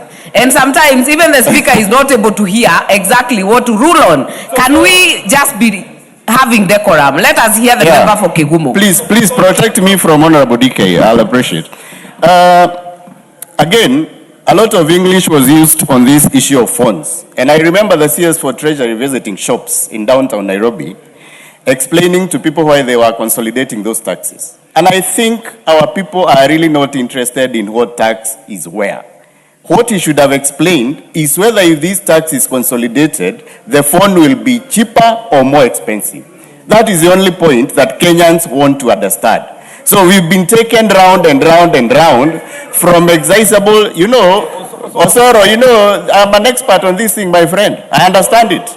We've been taken round this thing and we are being told that now it will be cheaper. But if you look at the cost of the phone, once it's at the shop first, how will they collect the money? Because if I buy a phone right now and give it to my mom in the village, and then once she activates it, she's told she owes money, who will pay that tax? And I think it's very important we be honest with our people. All we are trying is to raise more funds by creating laws that do not Honorable member for Kegumo. Yes. Order. Do you want to be informed by Honorable? No. I don't. How can I be informed by someone with less knowledge than I have? Surely. Thank you. Yeah, point of information. Order, members. Point of information must be accepted, and you do not have to impute improper motive on your colleague. Just refuse the information. Yes, continue. You have your right. Yeah, and I think another issue that we've had a problem with is the tax predictability. What is out of order, Honorable Chepkonga? Madam Speaker. And make it a point of order. Madam Speaker, I rise pursuant to Standing Order 83. Madam Speaker, Article 117 of the Constitution is very clear. There is freedom of speech. You don't need to shout at anyone. You don't need to be hostile to people. You just need to be friendly.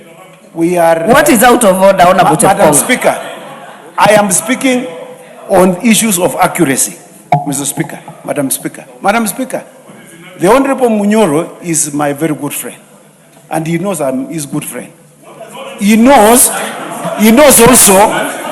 also, Madam Speaker. Honorable members, order, Honorable Chepkonga. Do not shout across the aisle. Honorable members,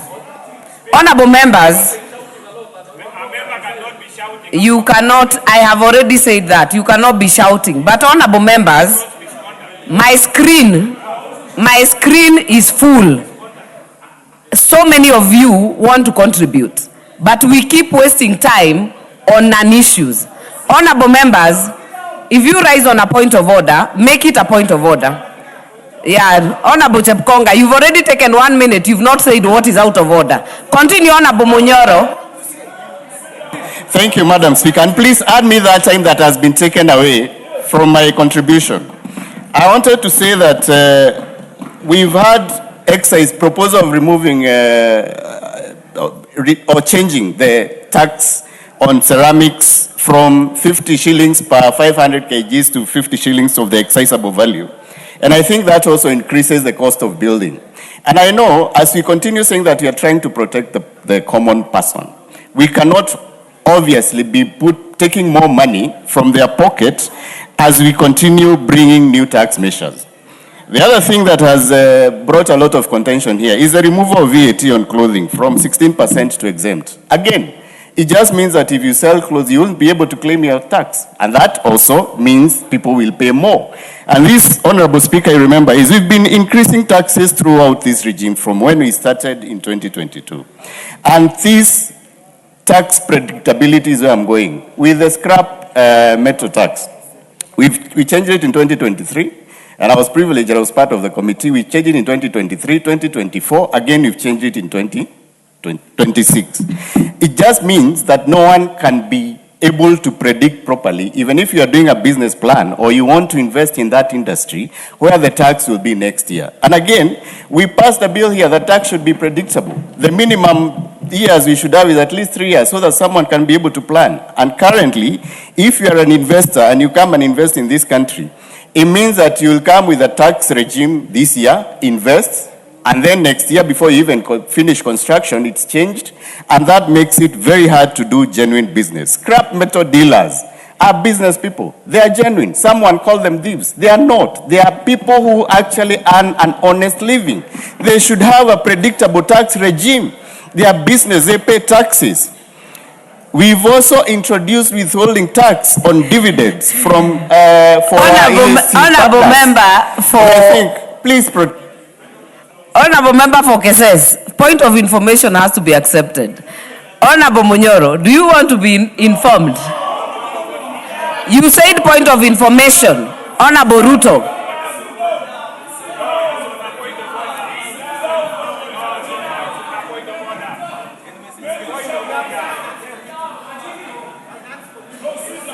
Honorable member for Keses, I am indulging you because you're the vice chair of Finance Committee. Are you on a point of order or a point of information? Point of order. What is out of order? Thank you. The point of order, Madam Speaker, is under standing order number 83. Honorable Amboka and team. Honorable member knows very well. Is it in order for honorable member, knowing that scrap metals as it is right now attracts taxes at a regime that is being prosecuted here, to simplify? He knows well, because the message here you want to give out to members of public is as though scrap metals are not subject to tax. Whereas it attracts taxes as it is. You have made your point. It's not mislead. Honorable member for Kegumo, I would indulge you, even as you debate and all of us, that we stick to matters that you are able to substantiate. But it's in the bill, Madam Speaker. Yes, I am hearing you. Yeah. I am hearing you, but I want you to stick to matters that you can substantiate without misleading not just the House. How did I mislead the House, Madam Speaker? But the country. So, what Honorable Vice Chair has raised, could you respond to that? You know, there is a proposal on inputting 5% withholding tax on dividends for EAC citizens. Is that true or not? So, what I'm saying is, Kenyans are the biggest investors in East African countries. What will happen if the countries decide to reciprocate and they give us a bigger tax? What will happen to our investors? Our banks are all over the African continent. So I think some of these tax measures have not been looked at critically so that we protect our Kenyan investors. And Madam Speaker, I think as much as we try and contribute, this interruption interferes with a thought, and I honestly respect Honorable Ruto, but you must protect other speakers from this kind of shenanigans. We are here on very serious business of rejecting... Order, Honorable Member for Kegumo. Honorable members, even from my left, you have actually been interfering with the other members on the other side. Point of orders and standing order 83 are legal and allowed. Kindly complete your submission. Thank you, Madam Speaker. We've been very disciplined. And I wanted to say that we are here on very important business of discussing and making sure that as a House, we reject this punitive finance bill. We protect Kenyans from this regime that does nothing else other than trying to get money out of their pockets. We must reject. Thank you, Madam Speaker. Very well. Member for Makueni, finally on my left, then we'll go to the other side. Thank you, Honorable Speaker, for giving me time to make my contribution to this very important bill that actually shapes our country. Honorable Speaker, I would first like to make two general observations. When you look at this particular finance bill, we are trying to raise the highest amount of money that we have never tried in this country. 4.8 trillion. Honorable Speaker, we are trying to raise the highest amount of money when Kenyans economically they are at the lowest. In my view, Honorable Speaker, this is a finance bill that is not informed by the context that we are operating in. It's a finance bill that is prescriptive but not proactive. So I think it is very important. Anytime we draw a finance bill, we are not trying a finance bill for Tanzania, we are doing a finance bill for Kenya, and we must be informed by prevailing economic situations and the livelihoods of our people. My second observation, Honorable Speaker, is that the entire finance bill, you realize that it is based on a capacity that we do not have on this country. When you have a finance bill that is going to have 1.1 trillion deficit, already shows you are chewing more than what we can actually consume. And generally, that is training Kenyans for no apparent reason. What is out of order? And we should actually work. Order, members. What is out of order? Honorable Makilap. Yes. Honorable Makilap. What is out of order? Madam Speaker, I rise understanding order number 83. Is it in order for the honorable member to mislead this House that this finance bill is trying to raise 4.7 billion, Madam Speaker? That is a budget of the country. The finance bill is trying to raise 98 billion, not 4.7 billion, Madam Speaker. So she is misleading the House, Madam Speaker. You made your point, honorable member for Makueni. Give member for Makueni the mic. I think I'm very accurate, Honorable Speaker, because the money we are trying to raise in this finance bill, total cost is 4.8. No, there is the other bit, but I'm trying to divide them accordingly. Honorable Speaker, I need to be protected.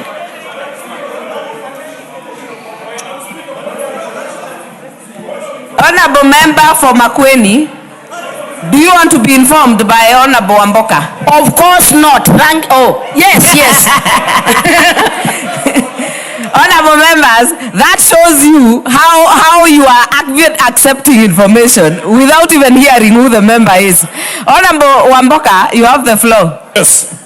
Honorable Speaker, the other side is harassing the good honorable for nothing. Are you informing honorable member for informing honorable members that the member is right, because all that we are doing is geared towards financing a budget of 4.8 trillion. So the member is right and the House is accordingly informed. Sit down and... Order, Honorable Amboka. Honorable Pukose, what is out of order? You know, Honorable Speaker, when Honorable Amboka stood, he was to inform the Honorable member for Makueni, not the House, because what he's trying to pass across, Honorable Speaker, is misinformation. This budget, this finance bill is raising 90 billion. Secondly, this finance bill is not addressing the budget deficit as put by the honorable member for Makueni. Yes. It's not addressing the budget deficit. We are not addressing that. So, Honorable Speaker, I think it's important that when members stand to speak... Do not debate, honorable member for Endebess. No, I'm just putting... I'm not debating. You know the guys... Order, members. Order. Honorable Kibagendi, take your seat. Take your seat. Take your seat. Honorable DK, point of order. Point of order, Honorable Amboka, DK cannot inform you. You are not on the floor. Honorable DK. You see, Honorable Madam Speaker, it is very important that when you are debating, you give also facts. And if you are giving falsehoods, you need to substantiate. What is out of order? What is out of order? The member is alleging that this finance bill is raising 4.8 trillion. You know very well, even the revenue we are trying to raise in this country is around 3.6 trillion, and the others is through debt. So this finance bill is only raising 98.5 billion. Order. Honorable members, honorable members, I know we have very many views about so many issues, but I beg you, because there is a member on the floor, she has accepted to be informed by Honorable Amboka, but Honorable Amboka actually said exactly what Honorable Susan said. You actually repeated what she had said. So honorable members, allow me to give the member for Makueni, because she was on the floor. Honorable members, I will give honorable member for Makueni to make her submission, considering the standing orders, honorable member, statements of facts. Let us be careful in what you say, not to mislead not just this house, but the country. Honorable member for Makueni, make your submission. Thank you, Honorable Speaker. I am very happy that you are listening to me. The way you are listening to me, it means I'm making a point. And in summary, my point, Honorable Speaker, is very simple. Any finance bill must be contextualized. And the contextualization means must be do analysis to deal with the issue in the prevailing changing economic situation. In this particular case, I'm saying we have a very ambitious finance bill that requires so much money when we are dealing with a country where the citizens are economically at their lowest. That is my very point. As for the figures, you can actually fill in the space. Honorable Speaker, to my second point, Honorable Speaker, to my second point, I said this. You know, anytime we try to raise money, even at a family level, you must look at the capacity of your people in raising. Yes.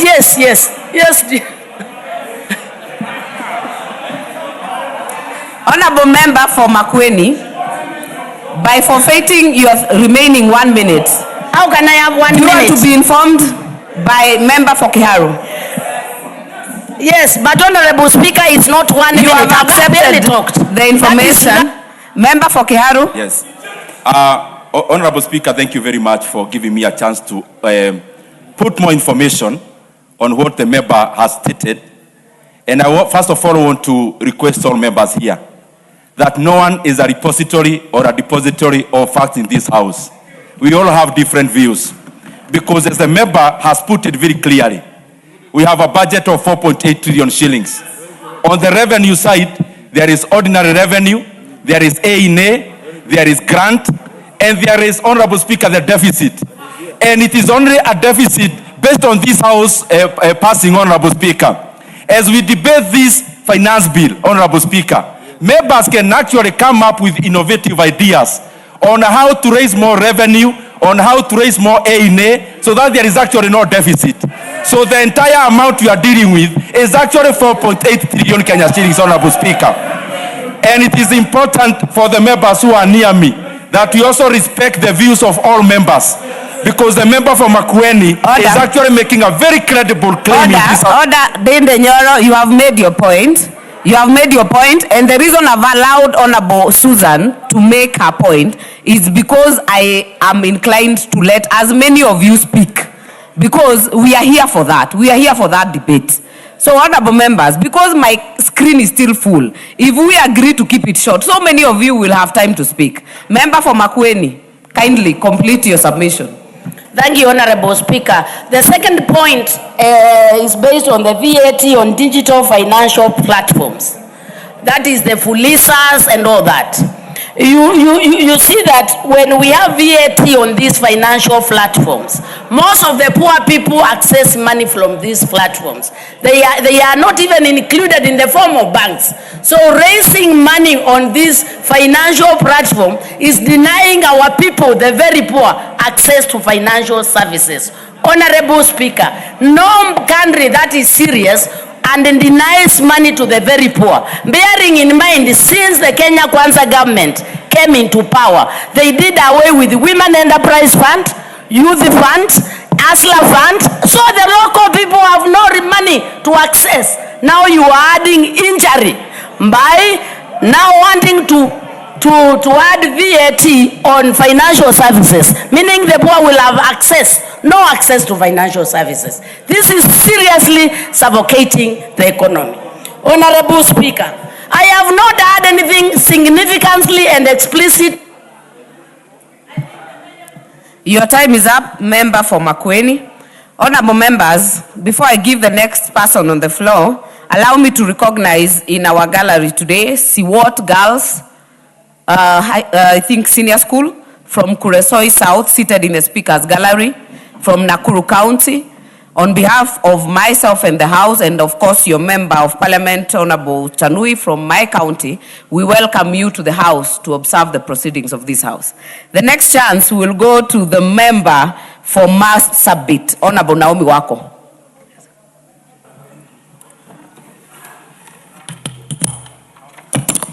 Thank you, Honorable Speaker, for giving me this opportunity to add my voice to this very important debate that is going on our finance bill, and again, to confirm that I support the bill.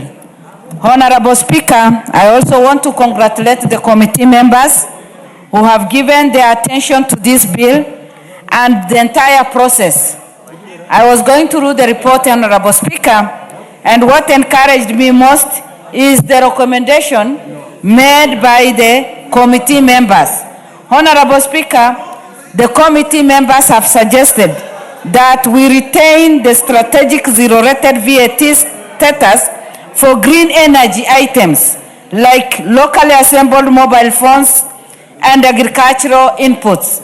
This will directly benefit all our business people who invest in this and who will continue investing in this and increase their businesses and their income. Again, Honorable Speaker, the committee members have also recommended that adjusting filing deadlines to give individuals a practical window of 4 months and corporate bodies 6 months to submit financial returns will be of great benefit to every citizen. Honorable Speaker, I've also looked at the bill and seen that it is caring for the citizens. The main objective of this bill, Honorable Speaker, is to generate approximately 98.9 billion in revenue collection. That will benefit each one of us, that will benefit our economy, and also bring stability. Honorable Speaker, again, the objective of this bill is to strengthen international compliance by aligning Kenya's tax framework with the standard global practices for trust and virtual assets. Honorable Speaker, Kenya is growing, and especially under the leadership of our President, who is so committed to growing this nation and to moving into first world. We have no other option, Honorable Speaker, than being bold enough to grow our economy and to also support all our business people, our citizens, so that we can all grow together. Again, Honorable Speaker, key proposals of this finance bill are as follows, and I will just pick on a few.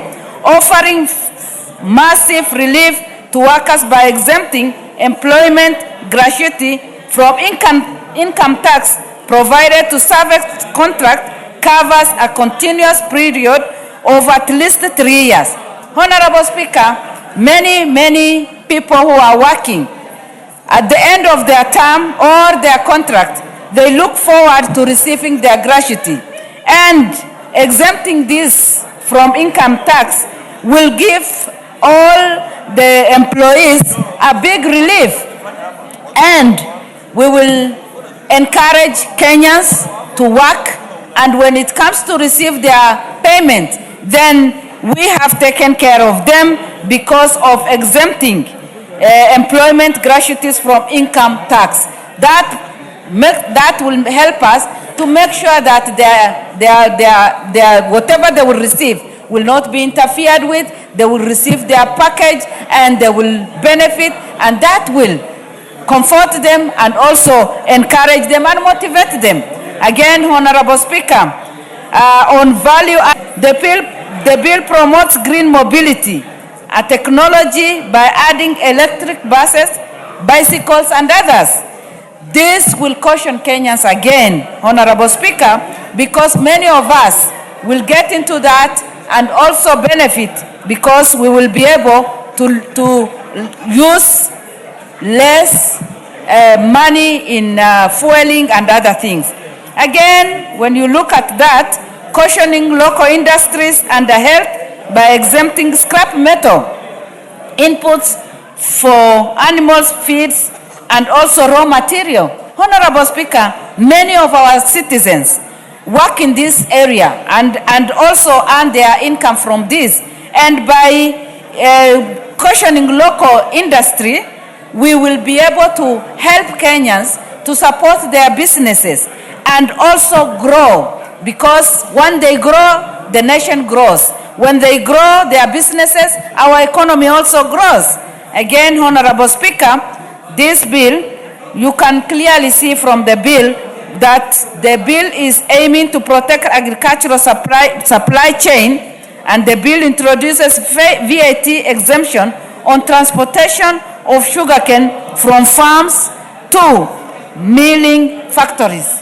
Honorable Speaker, what else do our farmers need? Because we have already introduced VAT exemption, and our farmers will enjoy, you know, when they don't pay for this transportation, they will enjoy their total income, and that means their income will obviously increase. Honorable Speaker, I have also looked at the bill, and what I have observed is many Kenyans are happy with the bill because we have increased education funding. The education sector is one of the main beneficiaries. We want our education sector to be stable. We want our young people to be future leaders, and that is why our government is investing a lot in education sector. And many Kenyans are happy with what we have, with what the bill is already proposing. Again, we have increased help scholarship funding, and many learners, many of our students are excited about this and looking forward to benefit so that they can get what it means, so that they can educate themselves and also lead this country in future. Again, Honorable Speaker, conversion of interns, 20,000 teachers to permanent and pensionable is what has benefited many families and what many Kenyans are looking forward to. By doing that, the government has stabilized and has helped the teachers who have always been interns and who will join the interns, but at the end of the day will be put on permanent and pensionable. Again, Honorable Speaker, in this bill, we have what we call support for the elders. Almost 3.9 billion that will support our village elders. What else do we really need? And with those few remarks, I support the bill, and it is my prayer that we will all support, and Kenyans will at the end of the day benefit, and we will transform the country. Thank you, Honorable Member for Ugenya. Thank you so much, Mr. Speaker. Mr. Speaker, this, Madam Speaker, this is not the first and the last finance bill. In fact, Madam Speaker, we have more than 60 finance acts in operation today. And that's why it's wrong to say that this finance bill is meant to raise 4.92. It's not. We got finance bill since independence. The only year we didn't have a finance bill was 2024. And so it's wrong for Honorable Ndindi to lie to us that this bill is the only one meant to raise the budget money. It is not true. It doesn't work like that. We have bills, Finance Act since 1963, and all of them are resource-raising bills. We need to agree on that. Madam Speaker, number two, this bill has gone through a lot of consultations. There are things that are being said that are not true that must be debunked.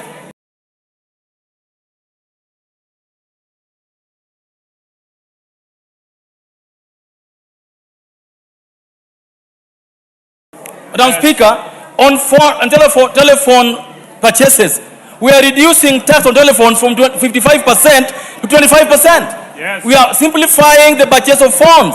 The only thing we are saying is that we don't want circumvention. People importing phones into Uganda, into Tanzania, then getting into the country as if they are made in those countries, Madam Speaker. We must tell our people the truth. We are reducing the cost of phones, not increasing them, Madam Speaker. Madam Speaker, in the morning I heard that we are increasing cost of medical supplies, Madam Speaker. And I want Honorable Jack Wamboka to listen to me on this matter. In this bill, we have reduced the cost of bringing in equipment for renal treatment. We are reducing the cost of items that deal with kidney treatment, Mr. Speaker, Madam Speaker. It's important, Madam Speaker, that we also say the truth, Madam Speaker. Madam Speaker, this bill is not only about increasing taxes. It's about making taxation easier, making administration of taxes easier. It makes it easier to collect taxes, Madam Speaker. And so we have to be clear, Madam Speaker, that as we talk about taxation, we also tell the country the truth. The Mitumba traders themselves ask for tax to be classified as exempt. They said that putting us now on zero rating doesn't help us. In fact, they said that if you put on exempt, it makes business for us easier. Indeed, Madam Speaker, there is no reason for applying VAT on Mitumba because you're not adding any tax on it. It's making collection of taxes in that regard easier. And above all, it was asked by that industry. We didn't just wake up and put it, Madam Speaker. Okay, it's very important, Madam Speaker, to note that this bill does something that needs to be done in the country. We are losing 400 billion every year on tax refunds. Some of these tax refunds, Madam Speaker, are fake tax refunds. This bill makes it easier for government to know who is applying for tax refunds that is fake, which one that is right, so that we are able to put our money where our mouths are, Madam Speaker. Madam Speaker, this bill is meant to ensure that those who are paying taxes today, especially rental income, Madam Speaker, I heard people saying that, oh, we are increasing tax on rent. It's not so. The truth is that we are making it easier for tenants whose landlords are foreigners to be able to pay taxes in this country, Madam Speaker. You can't be charging taxes on landlords that are locals, nationals, and you don't want to charge taxes on foreigners who don't live here and who we don't know where they live and who are receiving money in Uganda, Tanzania through M-Pesa. We want all that taxes to remain here, Madam Speaker. Madam Speaker, I've heard my friend talk about scrap metal. Scrap metal, Madam Speaker, is a source of steel in this country. But we are saying that if you are selling scrap metal, you've picked something on the road, you are doing whatever you are doing, that will be income. There is no value added on selling a car bumper. There is no value added on selling a sufuria that is wasted. So that's why we're saying that if you sell it, it will be income. There is not VAT charge, Madam Speaker. Madam Speaker, it's important that as we do these debates, we divorce politics from it so that we ensure that Kenyans know this finance bill is the most misinformed as it were, Madam Speaker. So I need us to say that as we go forward, Madam Speaker, let us tell the truth to the Kenyans. Let us ensure that everyone knows what's going on. I heard in the morning someone saying that we are increasing tax on sugarcane transport. In this bill, we are reducing tax on sugarcane transport, not increasing it. So if a member says that we are increasing tax on importing sugar, on transporting sugarcane, it's a lie. Madam Speaker, let members of this parliament tell Kenyans the truth. In overall, Madam Speaker, this bill is better than any bill that we've had in the recent past. It makes tax admin easier. It collects what you need to collect. But above all, it responds to the needs of Kenyans, that you don't increase more taxes and make their lives more difficult. Madam Speaker, those are my remarks. I beg support. Point of order, Madam Speaker. What is out of order, Honorable Pukose? Honorable Speaker, I think we've exhaustively discussed this, and may I call that the mover now be called to reply. That the mover be called to reply. Put the question.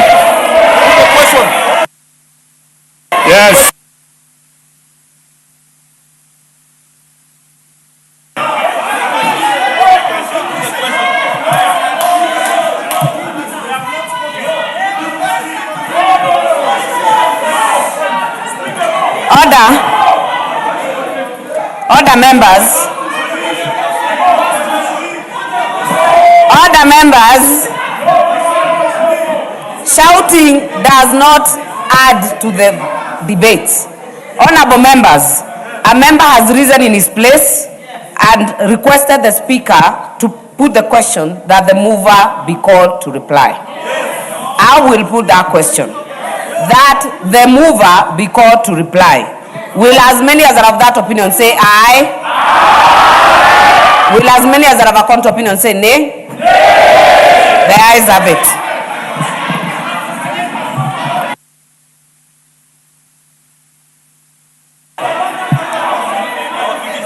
Order, members.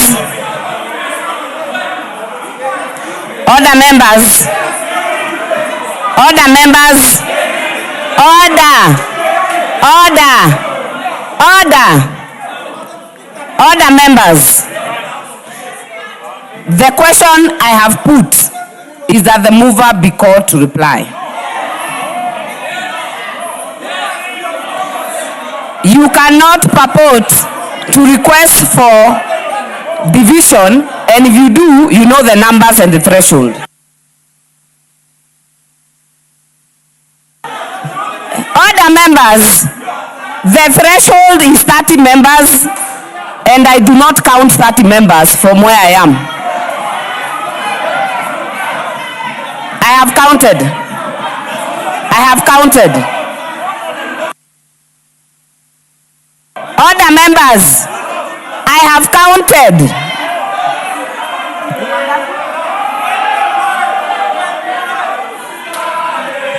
Order. Order, members. Order.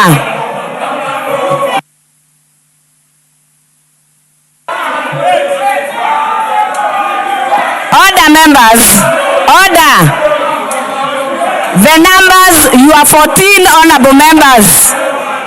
You are 14 as it is. Order, members. That debate, that request does not get to the threshold. Mover to reply.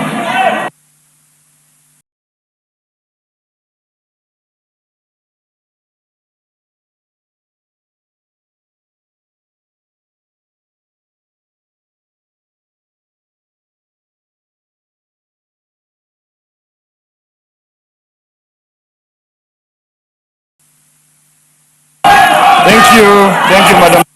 I stand in. Thank you, Madam Speaker. With the debate that has been contributed by members, it is sufficient enough that this particular finance bill is seeking to address the main issues, Madam Speaker, and therefore I beg to reply.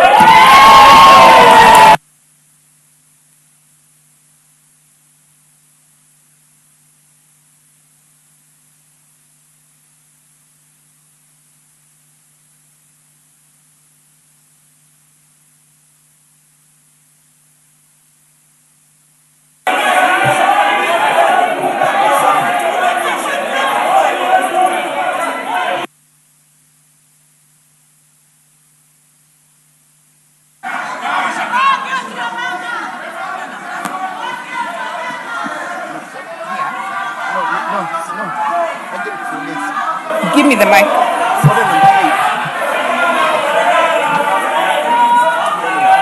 The numbers are 30, like you said. Yeah. Other members. Honorable members.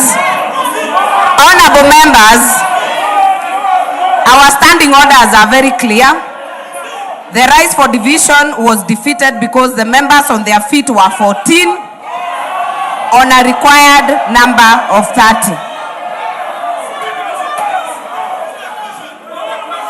Honorable members, the mover has replied. I will therefore put the question. You do not need to guide the speaker. Do not throw hands to the speaker. Honorable members, I therefore put the question that the Finance Bill, National Assembly Bill number 26 of 2026 be now read a second time. Will as many as are of that opinion say aye? Will as many as that have a contrary opinion say nay? The ayes have it. A bill for an act of parliament to amend the laws relating to various taxes and duties and for matters incidental thereto.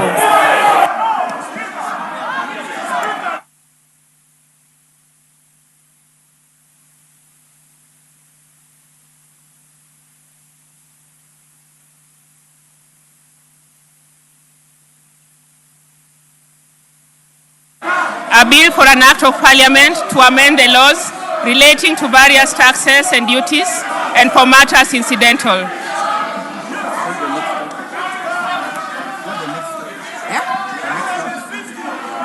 Honorable members, we have counted the members on their feet. It is 27. And that request is therefore declined.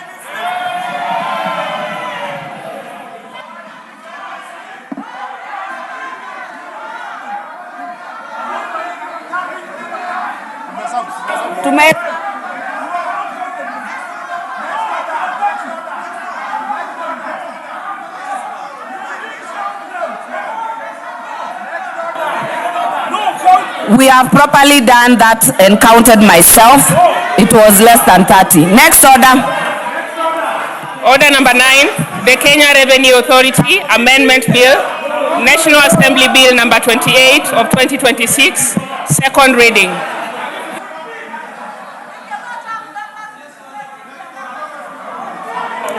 Order, members. We are now on order number 9.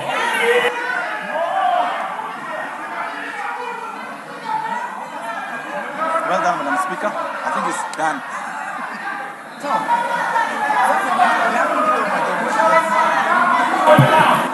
Majority Leader.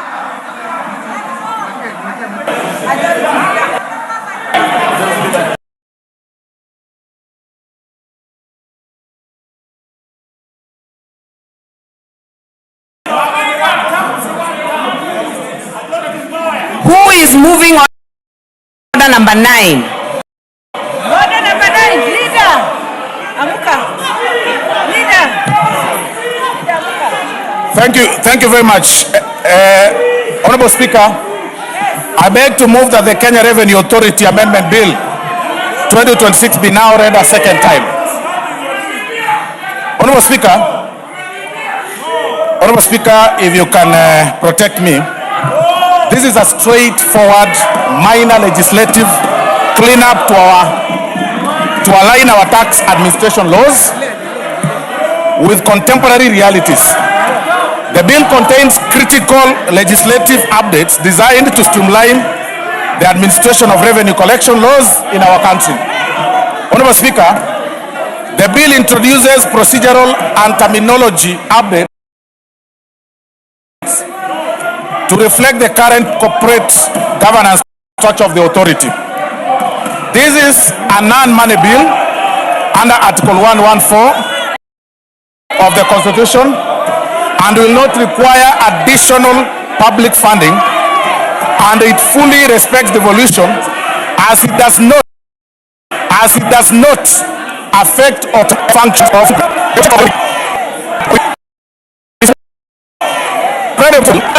Authority Act.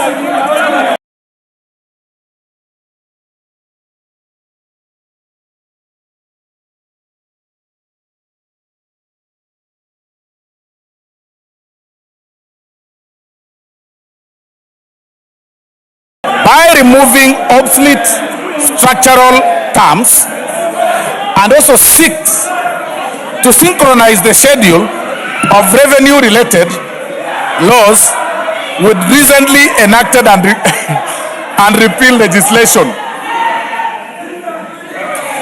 The bill aims to clean up legal reference to ensure absolute clarity and prevent statutory conflicts during enforcement. Honorable Speaker, the proposals is that, Honorable Speaker, clause 2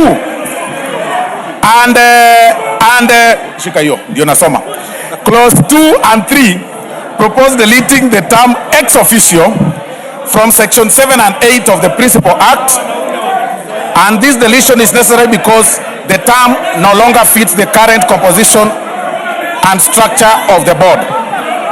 Honorable Speaker, the section of the KRA Act establishes a crisp board composition that includes the chairperson, Commissioner General, PS Finance, Attorney General, and 6 independent members. Honorable Speaker, Clause 4 updates the first schedule by replacing the outdated standards levy order of 1990 with the current 2025 order. Honorable Speaker, the bill officially deletes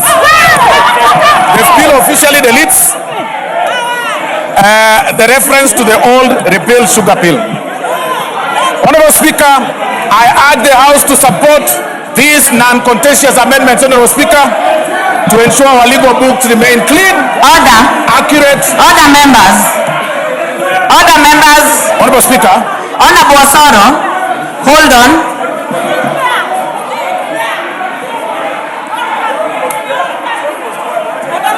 Honorable Osoro, hold on.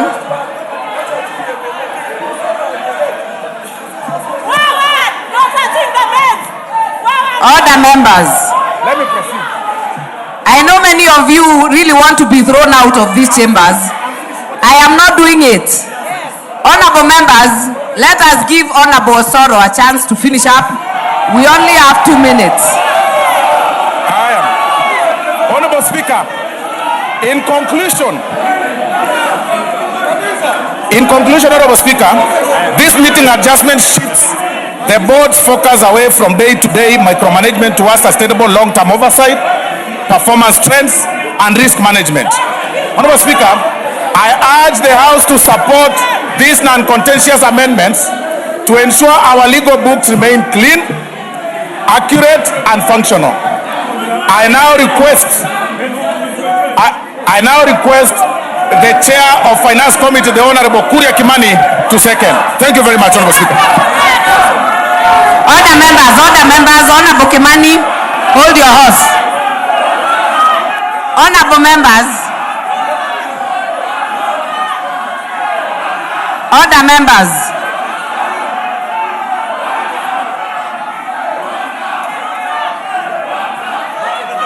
Order, members. Our time for this session is up. Order. Order. Be upstanding. Honorable members, be upstanding. Honorable members, and the time being exactly 1 p.m., this House stands adjourned until Wednesday, 17th June 2026 at 2:30 p.m.